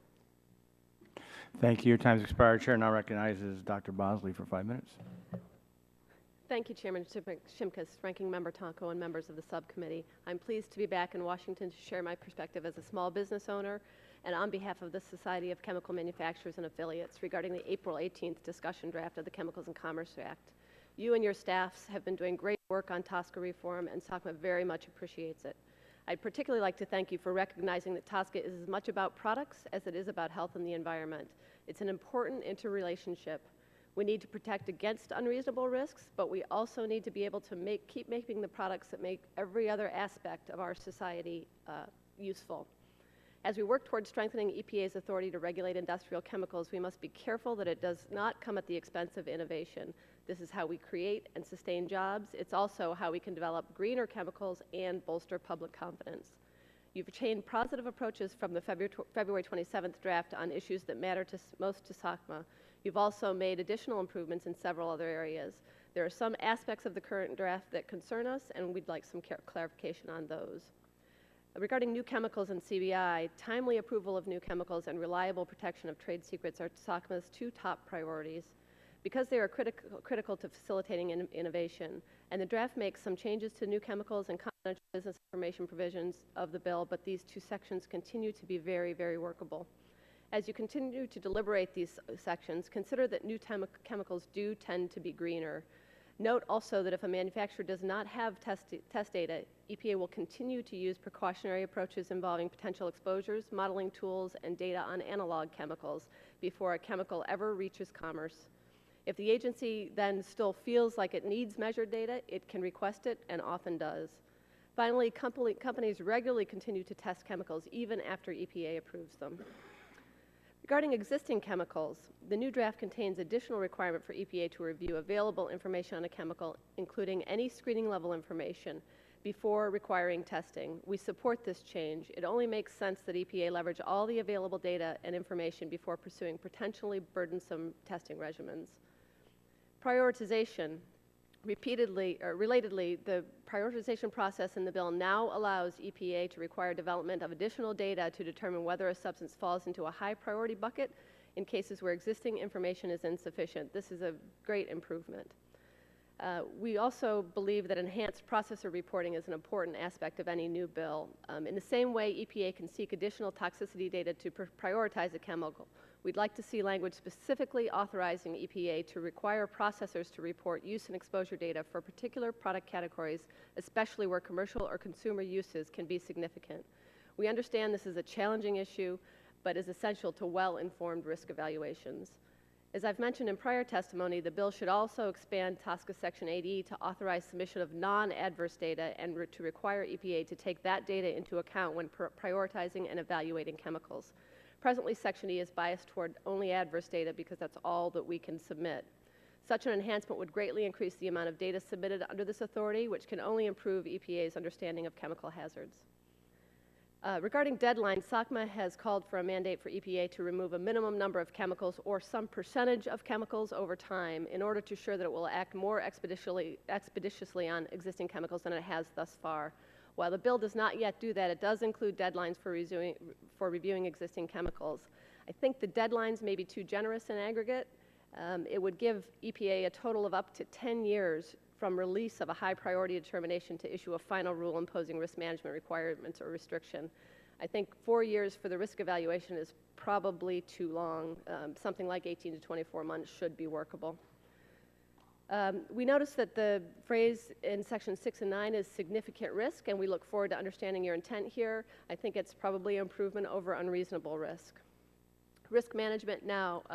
This bill clearly separates risk evaluation and risk management steps, and it makes even clearer the former is purely a health-based standard. We think this is good and still leaves the bill with fewer steps than in the Senate bill. As for the risk management process, we support the bill's requirement that restrictions of chemicals be cost-effective. However, we are concerned that the bill would allow EPA to ban a chemical even when it concludes there is no technically or economically feasible, safer alternative. The draft drops the definition of best available science, and the concept contains there, and they don't appear elsewhere in the bill. We're disappointed by this because the credibility of EPA risk evaluations will depend on the strength of the science supporting them. We're pleased to see that the bill did retain language on good science and the requirement that EPA evaluate chemicals by weight of evidence. I would think both sides of the aisle would agree that would only defeat our common goal of enhancing public confidence if EPA could be accused of cherry-picking data or methods. In conclusion, the bill represents an improvement over the status quo and shows continued promise for a bipartisan solution. We appreciate your intense focus on TSCA reauthorization and remain committed to helping in any way we can. Thank you very much, Mr. Greenwood. You're recognized for 5 minutes. Chairman Shimkus, Ranking Member Tonko, members of the committee. Thank you for the opportunity to testify today. I'm Mark Greenwood. I'm an environmental lawyer and working on TSCA for over 25 years. As part of that, I was the chief lawyer for the TSCA program from 1988 to 1990. I was director of the Office of Pollution Prevention and Toxics from 1990 to 94 and advised clients on these issues for over 20 years. What I would like to do today is offer some comments on the strengths of this bill in the context of some of the historical issues that have occurred in the TSCA program. And I really would like to respond to something that I think is a fairly puzzling characterization I've heard, that somehow this discussion draft is worse than the current law. And just as kind of a reality check on that, I thought I would reflect back on 1990 when I started as an office director at EPA. And if they could have given me a choice between the law that was there on the books, which, by the way, is the law we have today, and this discussion draft, which would I have preferred to do the best job I could to protect the American people from chemical risk? I found it very easy. I would select the discussion draft. It has in it key elements that will increase the protection and the ability of EPA to act in ways that I think are extremely important.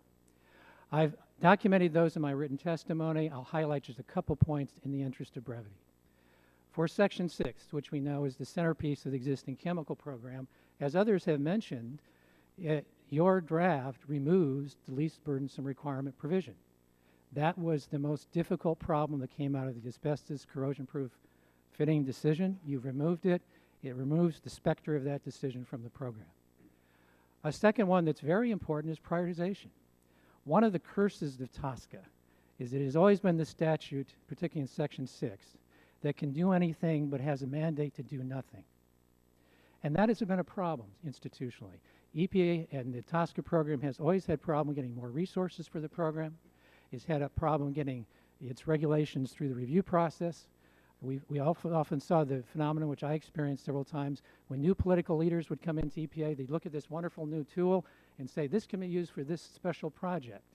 And that special project then disappeared when they left, and the career people at EPA were left with another failed project.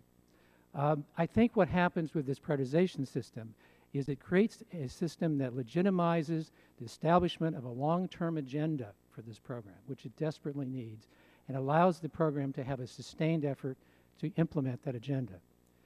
The third thing, which I think you've added, which is an improvement over other drafts, is this distinction in the safety standard / now risk evaluation and risk management provisions to distinguish what you call a significant risk and an unreasonable risk. And what's important there is probably less the specific words of the standard than the fact that you articulate the considerations that go into that decision, and they are very distinct. So you do have a significant risk decision that looks solely at health and environmental factors and explicitly says that costs and benefits are not part of that decision. And I think you heard Jim Jones recognize that that is an important change. Similarly, in the risk management area, you have tried to clarify what factors should be considered. Previously, there were some overlapping factors that you've taken out. I think it's a big improvement. The second area I want to address is actually confidential business information, which has often been identified as a systematic problem of TSCA. Now, this perception, I think, unfortunately, can be traced back to some events that occurred during my tenure at EPA. Back in 1990, we decided to create a new strategy for the program in which we tried to, as we said, go public with the information that we had about health and environmental risks of chemicals. It was very much aligned with, at that time, with the public right to know programs. We were in charge of the toxic release inventory. We thought that was a good thing to do. Now, in going out and doing this, I'm afraid we kind of stirred a rather serious debate. And we have had a debate on CBI reforms and CBI changes, which have gone on for many years. It was not productive. It was very polarized. The debate was not very well explained. However, a group of people working on this bill in the Senate and in the House have come together. NGO groups were involved. Industry was involved to come up with some common sense reforms, which I think as a package have really advanced this. this debate, and I think can resolve a lot of the issues that have plagued the program for over 20 years. So in a sense, you had a guerrilla war for the last 20 years on this topic, and you have the ability in enacting this to perhaps ratify the TSCA CBI Treaty of 2014 and resolve this war. And that has got to be a success story in any case. Thank you for your comment. I thank you. And now I'd like to recognize Dr. Sowers for 5 minutes. Chairman Shimkus, Ranking Member Tonko, members of the subcommittee, thank you for inviting me to testify today. My name is Len Sowers. I'm Vice President of Global Sustainability, Product Safety, and Regulatory Affairs at the Procter & Gamble Company. P&G is the largest consumer products company in the world, and our products are used by more than 4.8 billion people worldwide. 99% of American households contain at least one P&G product. Since our founding in 1837, innovation has been integral to everything we do and critical to our success. At P&G, we believe innovation is our lifeblood. I congratulate and thank the subcommittee for continued bipartisan collaboration to further refine and improve the draft legislation. We firmly believe that any legislative effort to modernize TSCA must have a strong foundation built on common ground from a broad range of stakeholder interests. The time for action is now. A strong and effective federal chemical management program will lessen pressure on states or markets to independently take action to regulate chemicals. Enhancing consumer confidence is P&G's single most important objective for modernizing TSCA. We recognize and hear from our consumers that they are concerned about chemicals used in everyday products. We believe a modernized TSCA will strengthen public confidence in EPA's oversight of the safety of chemicals used in the everyday products that consumers bring into their homes and use around their families. The latest discussion draft makes some very important improvements over the current statute. For example, CICA requires EPA to identify and account for active chemicals in U.S. commerce and then apply transparent criteria to prioritize them. CICA instructs EPA to conduct a risk evaluation of high-priority chemicals to examine their probable or demonstrated harm to humans or the environment, with attention given to the most vulnerable subpopulations potentially exposed by these priority chemicals. CICA expressly prohibits EPA from considering economic costs and benefits in the risk evaluation for priority chemicals, which is a noted improvement over the earlier discussion draft, and acknowledges the common ground reached by industry and NGO stakeholders that a new safety standard in a modernized TSCA should be health-based only. EPA's subsequent regulatory actions must impose requirements or restrictions that sufficiently and effectively manage the risk while carefully evaluating practical considerations to ensure market benefit and continuity. And importantly, CICI offers new authority for EPA to collect additional information on chemicals in commerce when such information is most useful to the agency in decision-making. Another important element of the proposed CICA Act is support for innovation through protection of confidential business information. Procter & Gamble invests $2 billion annually in research and development. It's 60% more than our next closest competitor and more than most of our competitors combined. Once we bring new products to market, we have significant interest in protecting our confidential business information from public disclosure to our competitors. Appropriate protections for confidential information allow innovative companies to succeed and for P&G to earn our consumers' trust and loyalty. We rely heavily on the protection of confidential business information afforded by Section 14 of TSCA to remain competitive. We recognize that EPA has to carefully balance the protection of confidential business information under TSCA with providing public access to health and safety information.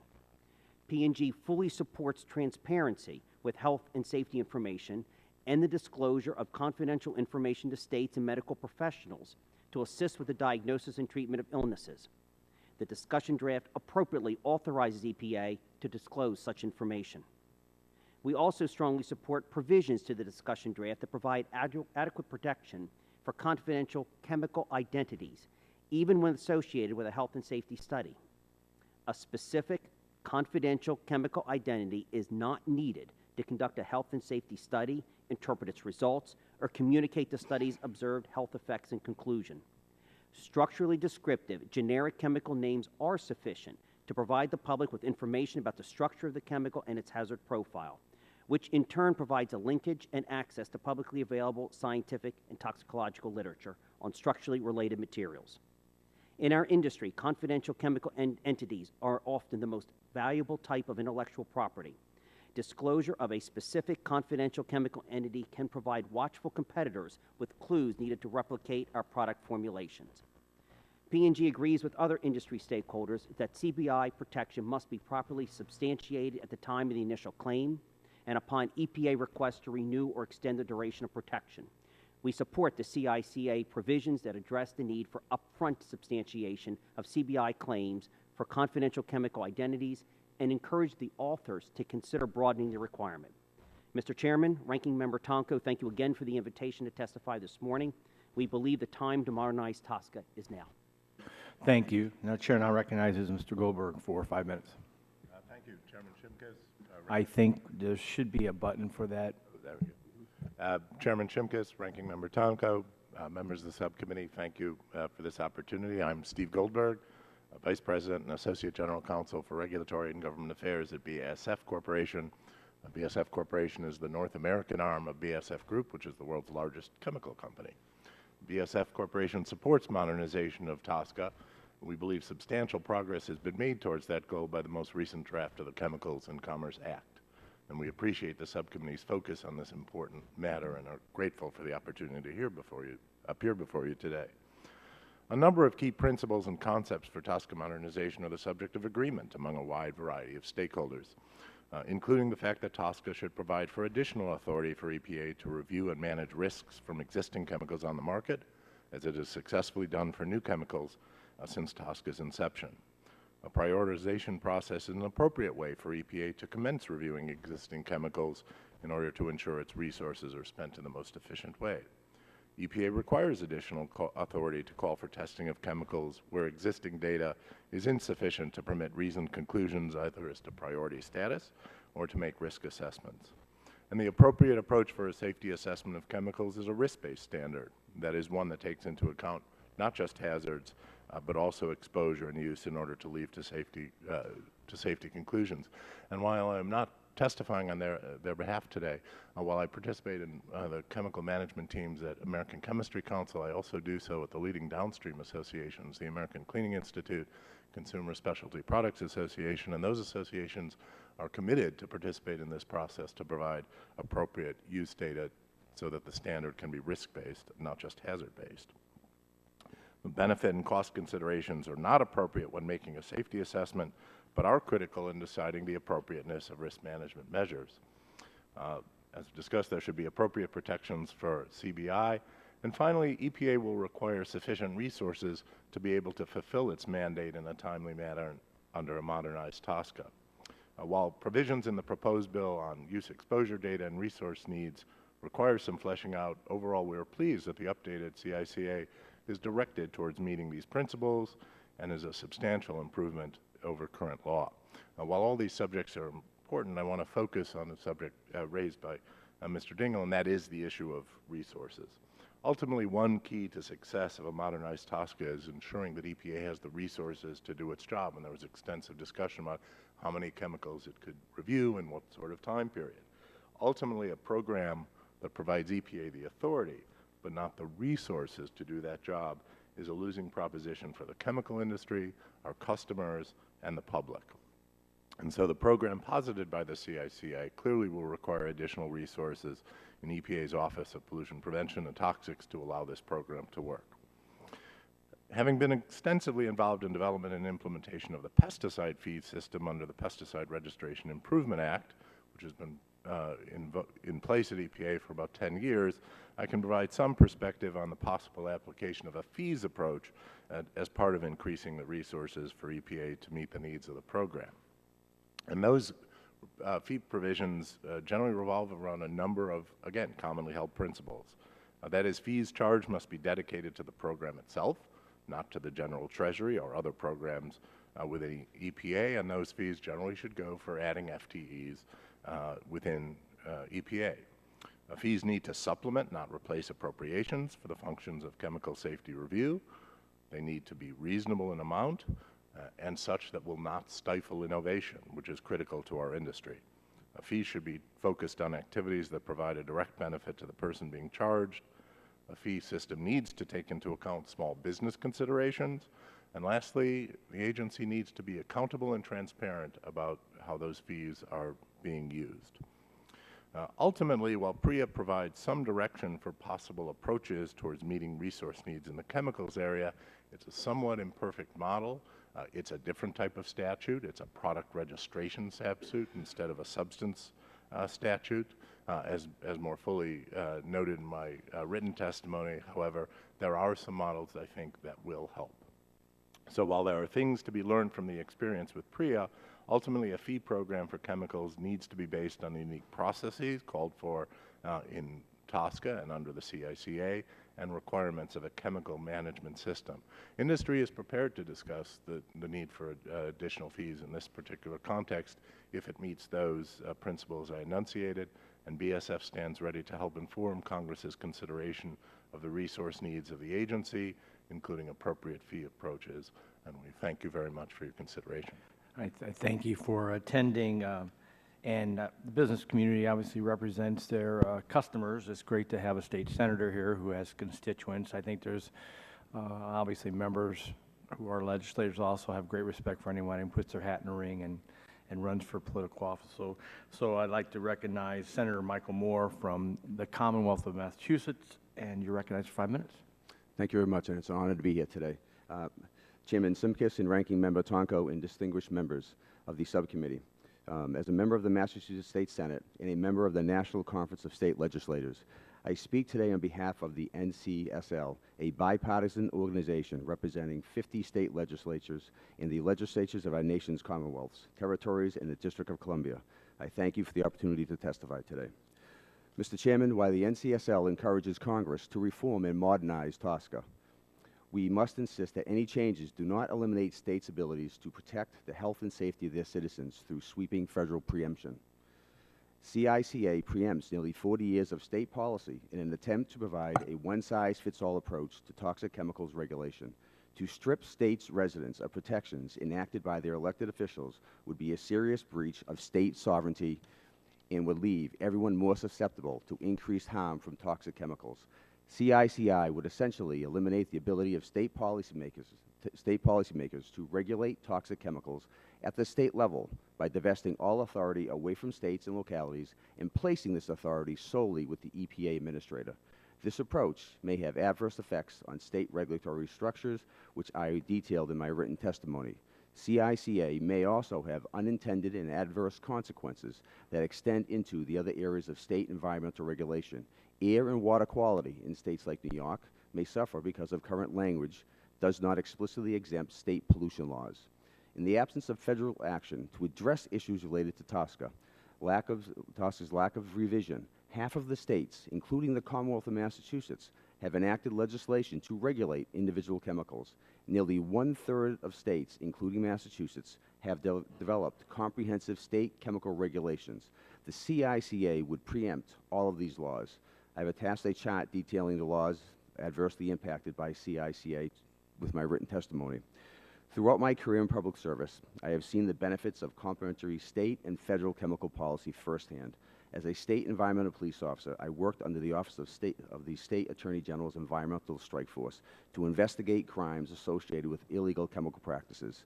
The state plays a vital enforcement role in chemical incidents as the primary investigatory authority in these matters, often coordinating with several federal and state organizations to ensure a safe and efficient response.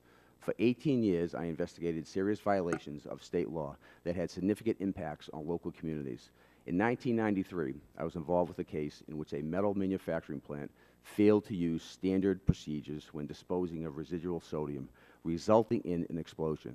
Beyond these basic failures, firefighters responding to the blaze were significantly injured due to inexcusable mistakes. This included a failure to warn responding officers about the current state of the involved chemical, which explodes upon contact with water.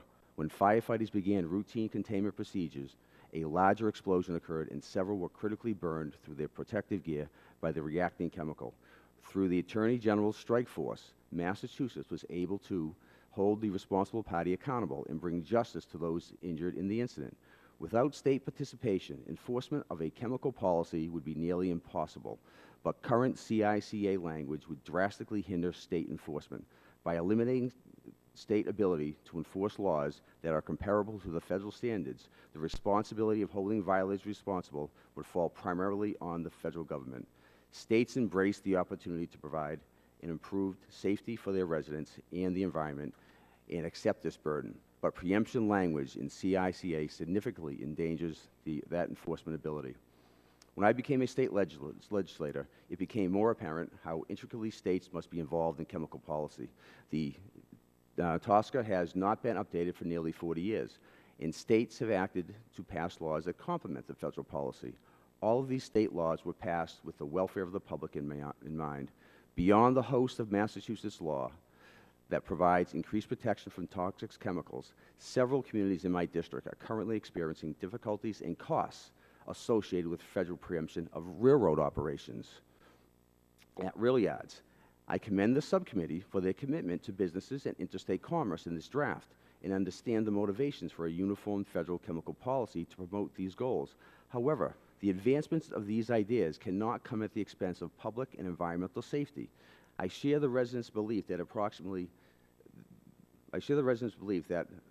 that live near this site to the potential problems of spills entitles them to a measure of involvement in ensuring chemical safety. When 100 gallons of a chemical called styrene used in the manufacturing of styrofoam were spilled in one of these preempted yards, a cooperative effort of rail yard employees and workers from state and municipal agencies were responsible for the cleanup. The incident was handled safely and professionally by all involved parties with only minor complaints of irritated eyes and lingering smells. However, if a rail yard is federally preempted from state law and chemicals being transported are preempted, the citizens of these communities have no recourse to protect their homes and families from future spills. There must be a balance struck between the benefits of interstate commerce and the need for public safety.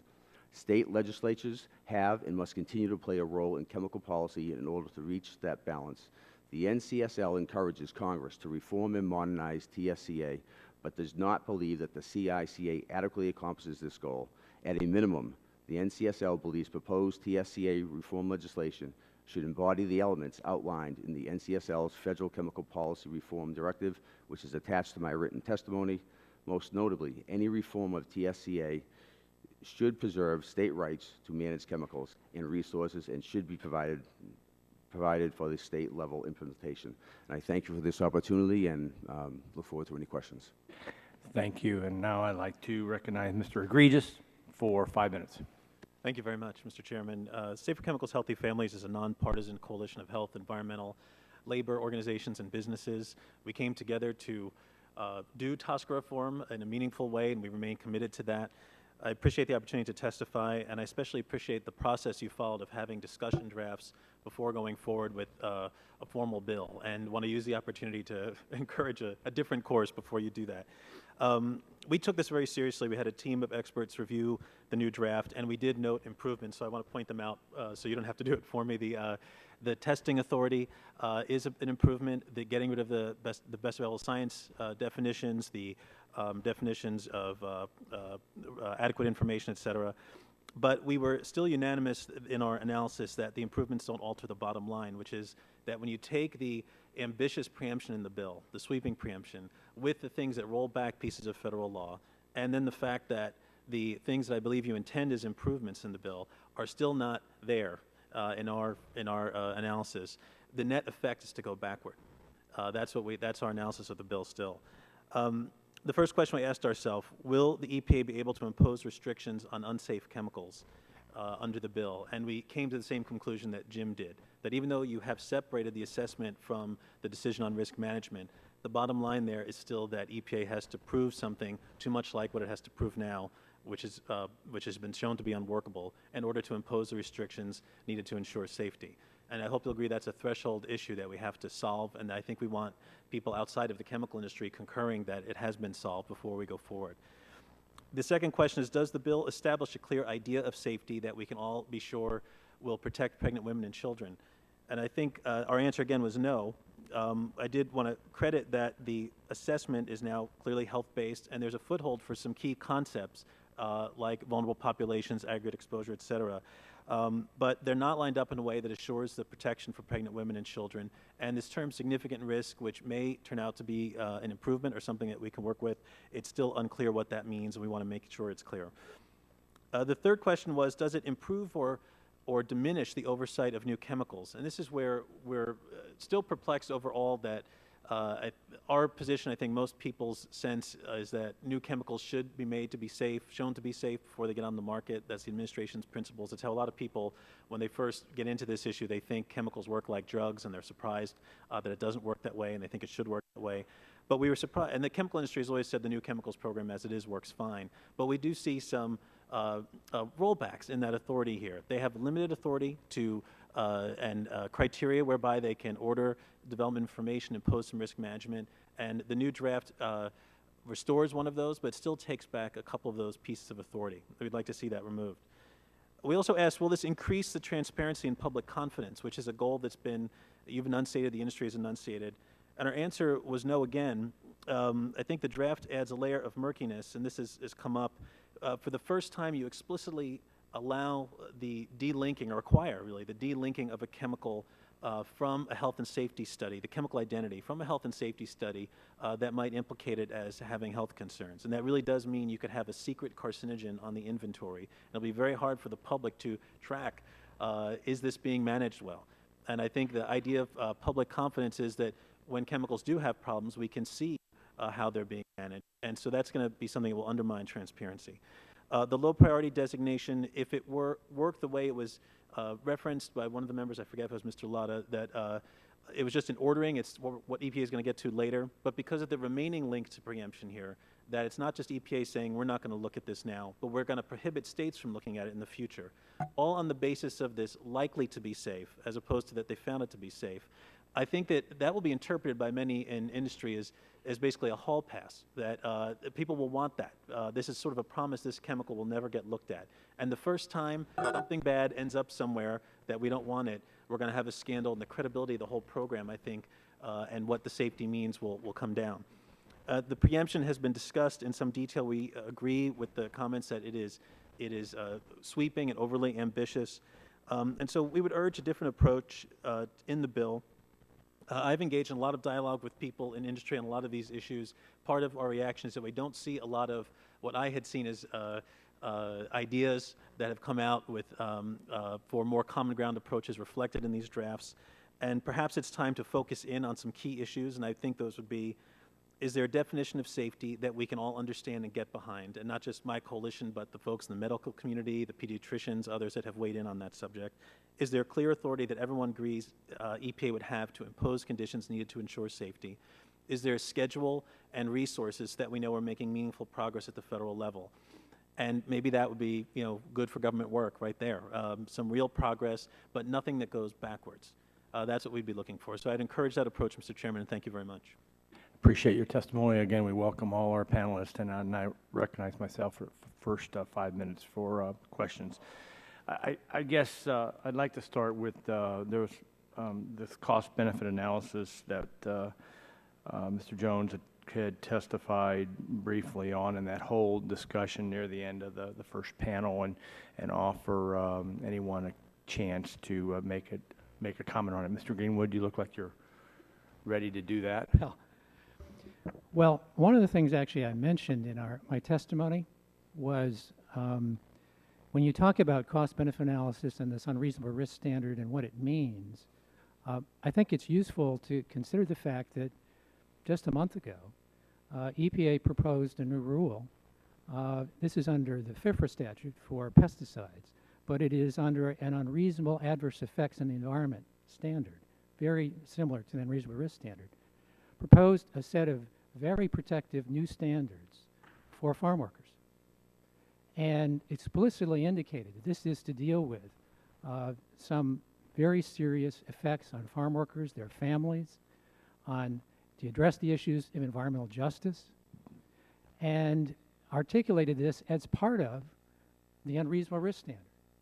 These are legitimate qualitative factors to consider. There was a cost-benefit analysis done Interestingly enough, the cost-benefit analysis showed that if you purely look at the monetized costs and benefits, actually regulation, the cost exceeded the monetized benefits. However, the government decided that because of the qualitative benefits, which can be considered in cost-benefit analysis, this was a justified rule, and it was a rule that met the unreasonable risk standard. So I think we have to be very careful, assuming that the mere existence of a cost-benefit analysis or unreasonable risk necessarily leads to a less protective set of standards. Mr. Dooley. Yeah, if I can just add on to that, and I use the example of the mercury in the light bulb. You know, if you didn't have a cost-benefit analysis that considered, you know, the societal benefits, the environmental benefits, you could well have this product never brought to market. And I, you know, find it a little bit frustrating with Mr. Jones' testimony is that when he cited the EPA's principles, and even in his written testimony, he makes a very clear statement that for when chemicals do not meet the safety standard, they need to have the flexibility to consider children's health, economic costs, social benefits, and equity concerns. They are saying that you need a cost-benefit analysis. That is consistent with President Clinton's executive order, it's consistent with President Obama's executive order, and it's consistent with the language in your discussion draft on page 45, which states, determine whether technically and economically feasible alternatives that benefit human health or the environment compared to the use proposed to be prohibited or substantially prevented will be reasonably available. This comment that Mr. Jones said that you have to weigh one alternative to another is not embodied in the draft legislation that you have presented to this committee. Thank you. Let me move on. I'll never get through all the questions. But for the senator, does this bill, and CERCLA is our Superfund federal legislation, CERCLA and Superfund are two federal pieces of legislation. Does this bill exempt any of CERCLA and Superfund from regulation?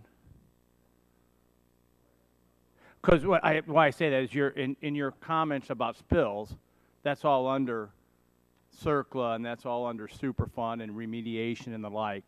So my point is those things aren't going to be exempted under this piece of legislation, and it's an apples and oranges comparison, and I just wanted to... That comparison, maybe I'd have to go back and research whether the Superfund and CERCLA is, but actually as like my panelists, fellow panelists up here just presented the fluorescent light, Massachusetts actually just passed a recent mercury ban.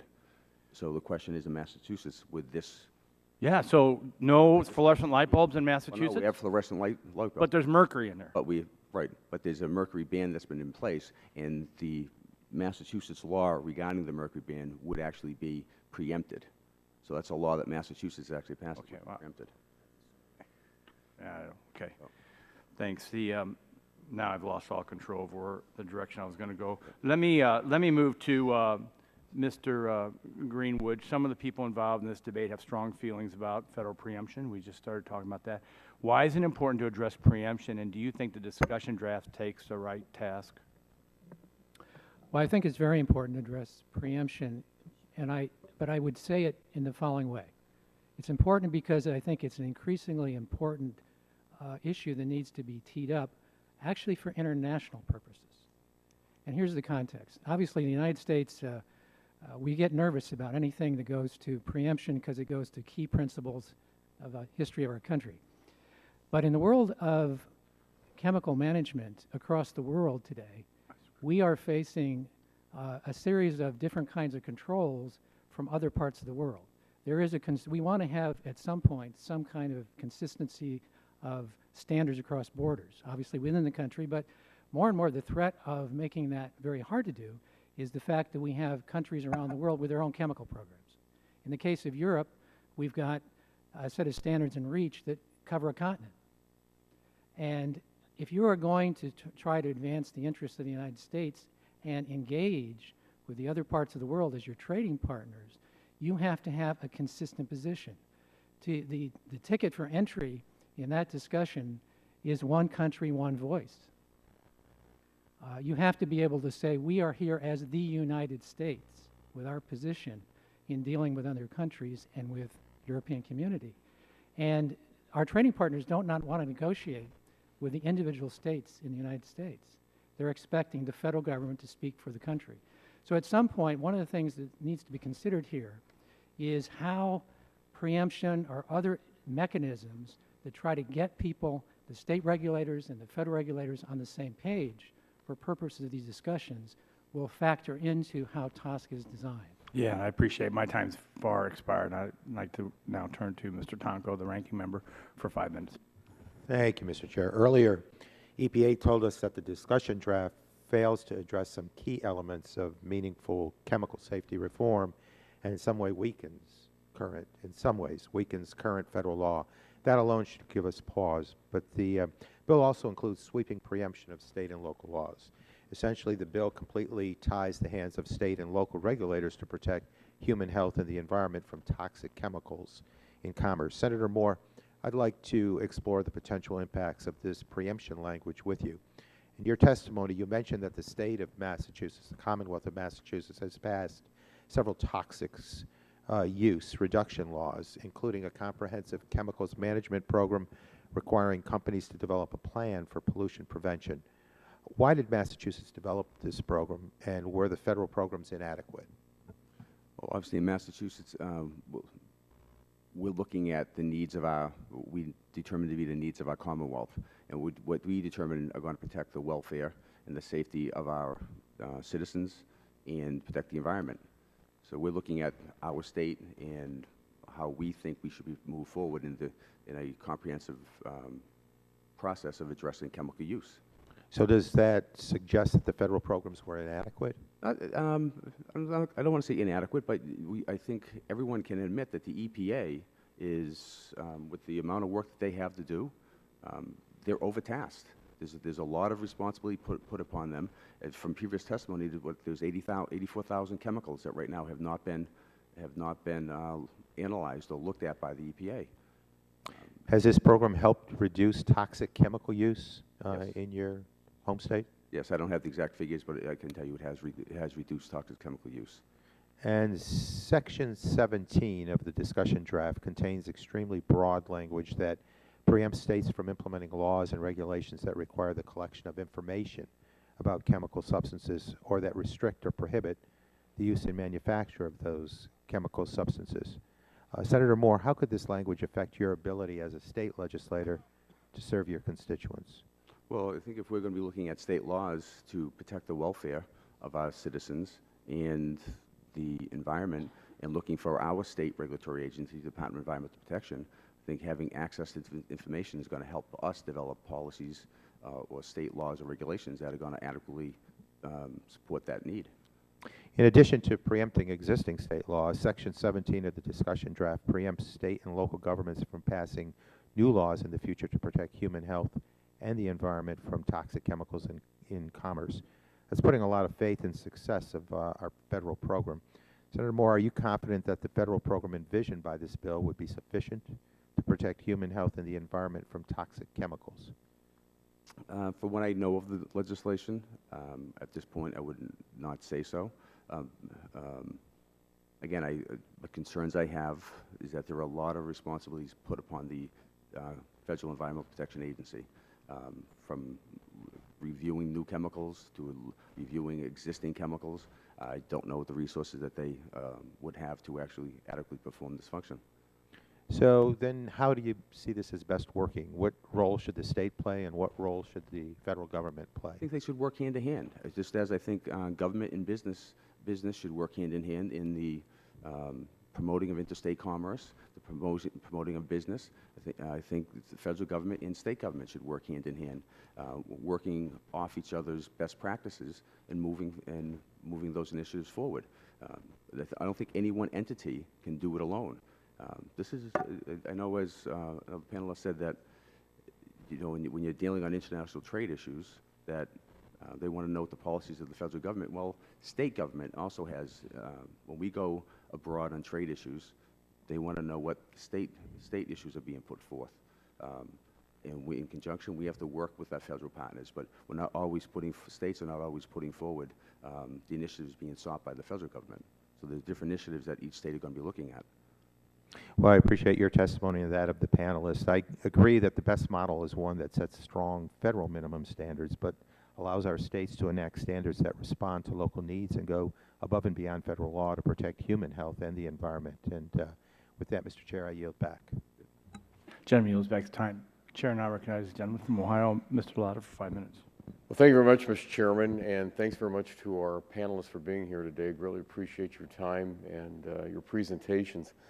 Dr. Sowers, if I could start with a question to you. With TSCA regulating chemicals in, of course, in U.S. commerce, many of which become ingredients in consumer products, are there other departments and agencies out there that have authority over the safety of those packaged consumer products that are used in the home? And if so, would you explain the role of those other U.S. departments and agencies and how that regulatory jurisdiction compares to what we're discussing for the EPA under TSCA? Mm-hmm. Yes, Congressman, thank you. The Procter & Gamble company makes a whole host of consumer products. We make drugs, food products, beauty care products, laundry detergents, things like that. And different agencies regulate different products. So if I think of our food products, beauty care products, cosmetics, drugs, those are regulated by the FDA. So chemicals that go into those products that are solely used in those products would not be regulated by TSCA. They are regulated by the FDA. Now, for those chemicals that go into, say, laundry detergents, where the EPA would have a jurisdiction and would regulate those chemicals, the use of the chemical in the finished product is regulated by the Consumer Product Safety Commission. And they're the ones that regulate the use of hazardous chemicals in those products. So if something were to be declared, say, toxic, by EPA, it would probably fall within the definition of hazardous within the Federal Hazardous Substances Act, which the CPSC administers. And then the CPSC would then have a jurisdiction for labeling on the product, banning the use of the material. If they felt that labeling could not ensure safe use of it for a consumer, they could ban the use of it there. So there's a whole host of regulatory agencies overseeing these things. Well, let me follow up. Suppose that the EPA determines a chemical is a low priority and is set aside under TSCA based on the EPA's knowledge of the chemical's limited use in the industrial environment. And that chemical may have significant hazardous properties, but the EPA understands there's a limited exposure to the chemical, and the exposure is well managed by occupational controls. What would prevent a consumer product manager like yours from using that low priority chemical in an everyday product used by families in the home? Mm-hmm.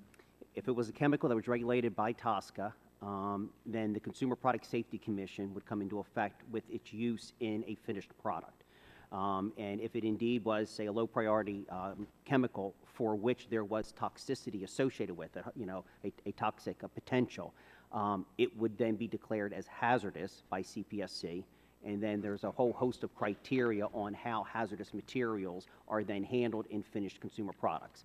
There's a whole host of labeling requirements that would be on something like that, and the agency could also ban the use of the product if they felt that the labeling would not protect the consumer. Mr. Goldberg, there's some people have been arguing that the United States needs a TSCA that mirrors REACH. Your company is a global company, so would you argue that having the same system would be in your interest? Since we deal with so many different regions, I think we realize that we have to live and adapt to regional differences in the context of chemical management programs that fit the levels of both of protection, which hopefully from the BSF standpoint are consistent along all those regions, but also the individual regional differences that exist. And so while certainly from some degree we'd all love in the abstract world harmonization that made it easier to live with, the fact of the matter is there are differences. And the schemes among these various regions can be very different. REACH is a very, very different scheme, even down to its basic nature than TSCA is. And so while there are learnings, and as Mr. Jones said, there are some benefits that we can take moving from region to region, for example, sharing of data, at the end of the day, we realize the need to adapt and be responsive to individual chemical management regimes. So you would agree that it would be important for the U.S. to have a system that is unique just to the United States? Yes, I mean, in the context of the European system, for example, it is not a chemical management system the way we think of it here. It's really largely at least at its start, an information gathering system that is registrant or company based, as opposed to a substance based system that we have here. Changing that would require a rather dramatic overhaul, and as I've discussed with some of my colleagues, even in the environmental community, it's not a system, I think, that adapts itself well necessarily here. Okay, so you think the lessons of REACH that the United States should avoid in TSCA would be that's not adapting well? Well, I think there are a number of lessons we've learned about REACH, including the bureaucracy that's revolved around it, the costs, ongoing costs involved, which have not necessarily established themselves with measured levels of protection, because to date it's been about information gathering and not about risk management. And the goals of modernizing TSCA, as I said, is one of my principles, is to provide EPA with additional authority to actually manage risks. Gentlemen's times. Thank you very much, Well Chairman. expired. My time's expired, and I yield back. Thank you for your indulgence. Chair now recognizes gentleman from California, Mr. McNerney, for 5 minutes. Thank the Chairman. I also want to make sure the Chairman understands that we appreciate your bipartisan effort. I don't think we're there yet, Mr. Chairman, but if we keep working together, we'll get there. One of the things, I mean, there's a lot of reasons to want to change and improve TSCA. One of them, I think, is that there's a lack of confidence in the public in chemical safety in this country, and I think that's a problem that the companies, the businesses would want to address firmly. And it's one of my concerns with the Chemical and Commerce Act, is that it may actually go in the wrong direction, reducing public's confidence in our chemical safety in this country. Mr. Grayhouse, would you respond to that? I think that is the concern, and that's why we counseled that we really focus in on the idea of safety, of a definition of it, and a standard that the public health community, and not just the ones I represent, but other folks, the American Public Health Association, the pediatricians, others, all agree is something that would protect people, legal authority to then implement what is needed to protect people after review against that safety standard, and funding and direction for EPA to make progress in making those decisions. And that's what we still don't see in this bill because of the issues that came up in Mr. Jones' testimony. And so we're concerned about that. And then there's also, there are areas where some of the tools that EPA uses right now to provide protection for people are rolled back. We've highlighted the new chemicals program, and these tools are not ones that we think do the job to protect people from new chemicals, but they're, at least there, EPA has sort of stitched together the ability to order testing and impose restrictions at different times, but some of that's rolled back. And then you have the increase in secrecy on chemicals in the bill with the explicit requirement that identity is hidden even when it is linked to a health and safety study. And so I think that those things, we need to beef up the first thing and pull back on the other things I mentioned where the existing program is pulled back. Thank you. Mr. Moore, or Senator Moore, the right to know laws are often used by states to protect their citizens. If this provision is stripped, how do you think it will affect the NCSL's work in ensuring public safety? Would have to look at the implications of the state. Well, I guess we couldn't look at it on a state-by-state basis because this would then preempt the states having the right to implement the right to know law. So it's not even an issue that you could go back to each state legislature or administrator and how do we get around this? If this preemption applies to the right to know law, there's nothing that the states could actually do to protect their public safety employees or workers who are being exposed to these types of chemicals. Okay, thank you. Mr. Sowers, my understanding is that Procter & Gamble is working to reduce animal use in testings. How do you feel that fits in with Chemicals and Safety, Chemicals and Commerce Act? Mm-hmm. Yeah, thank you, Congressman. Yes, we're very sensitive about the use of animals in safety testing. As a company, we've invested about $350 million on the development of alternatives. We appreciate very much the provisions that are stated in here that promote the use of animal alternatives using structure-activity relationships and things like that. So it is well represented and appreciated. Okay, thank you, Mr. Would the gentleman yield for a preemption question? Because I think there's a lot of confusion. And so for Mr. Greenwood, how do you think preemption works? Does it, as we've heard, completely tie the hands, or does it just preempt as EPA acts on an individual chemical? That has been the latter point is my understanding. When EPA acts, then there is the invocation of preemption, but it has to be the action of the agency which then accomplishes that. So if there's no action, there's no preemption? No, that's my understanding. That's how I've read the bill. Okay. And thank you, Mike. And so I'm going to yield back. Gentleman yields back. Chair now recognizes the gentlelady from California, Ms. Capps, for 5 minutes. Thank you, Mr. Chairman, and I thank this panel here for being here today with us, and particularly want to welcome a former colleague, Cal Dooley, with whom I was privileged to serve in the House of Representatives and representing a lovely district not very far from my own home, and it's a pleasure to have you be a part of this panel. As we heard from the first panel, the bill before us fails to require protection of vulnerable populations in managing identified risks of existing chemicals. This fundamental flaw, in my opinion, could put women, children, the elderly, the disabled, workers, and residents of hotspot communities at serious risk. Any TSCA reform bill this committee considers should really ensure the protection of vulnerable populations. And I'd like to begin by discussing the specifics of how we could ensure that protection. I've asked some questions of our EPA witness about specific requirements. I want to follow up on that with you, Mr. Egregious. Mr. Egregious, do you think that a chemical that is dangerous to a vulnerable population should be able to pass the safety standard under a reformed TSCA? No. Can you explain whether the current draft offers that protection?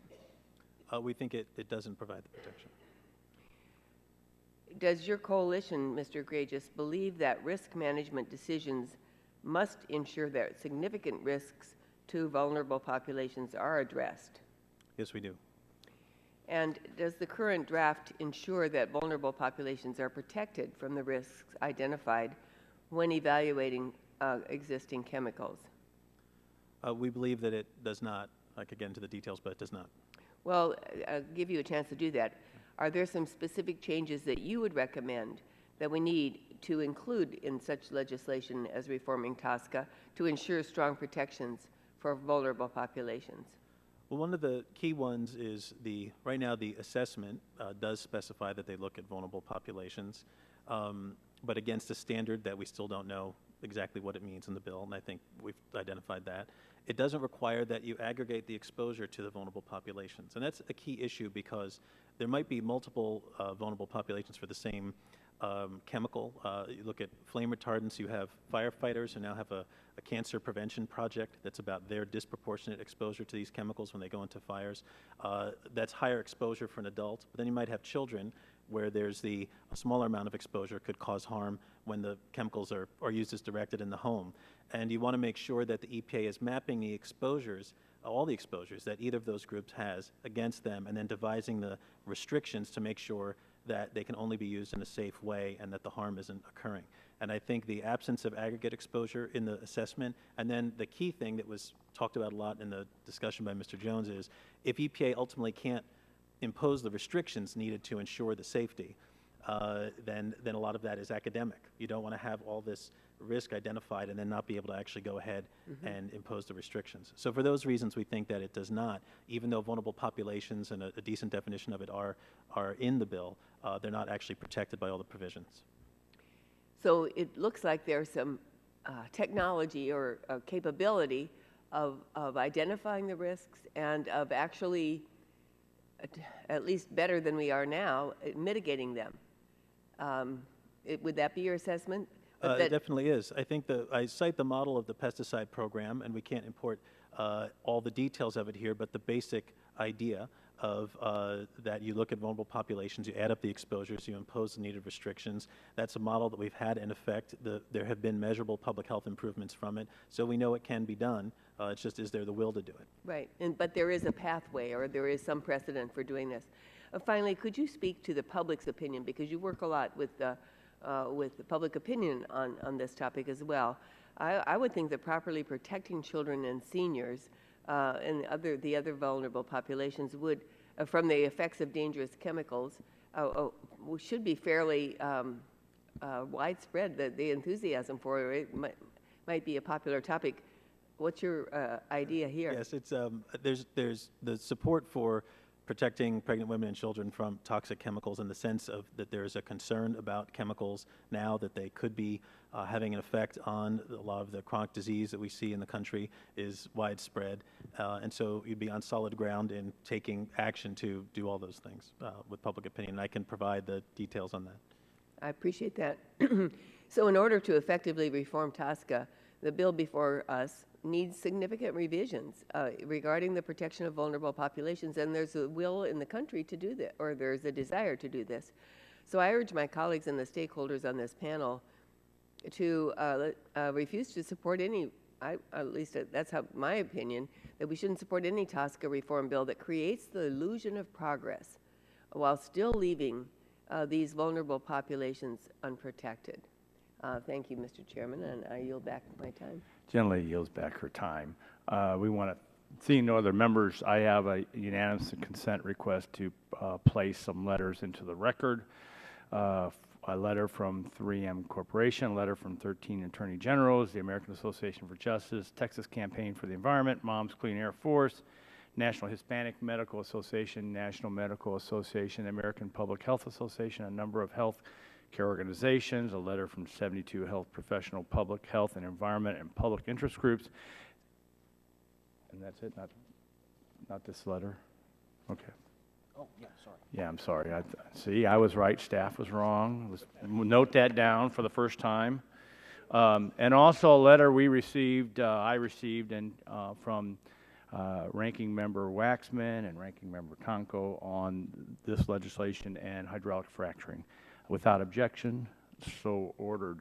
We want to thank you. This is a tough issue. You guys are all the experts. We do want to continue open discussions and comments, language, anything you come in and see me.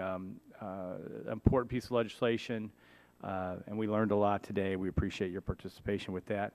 I'll adjourn the hearing.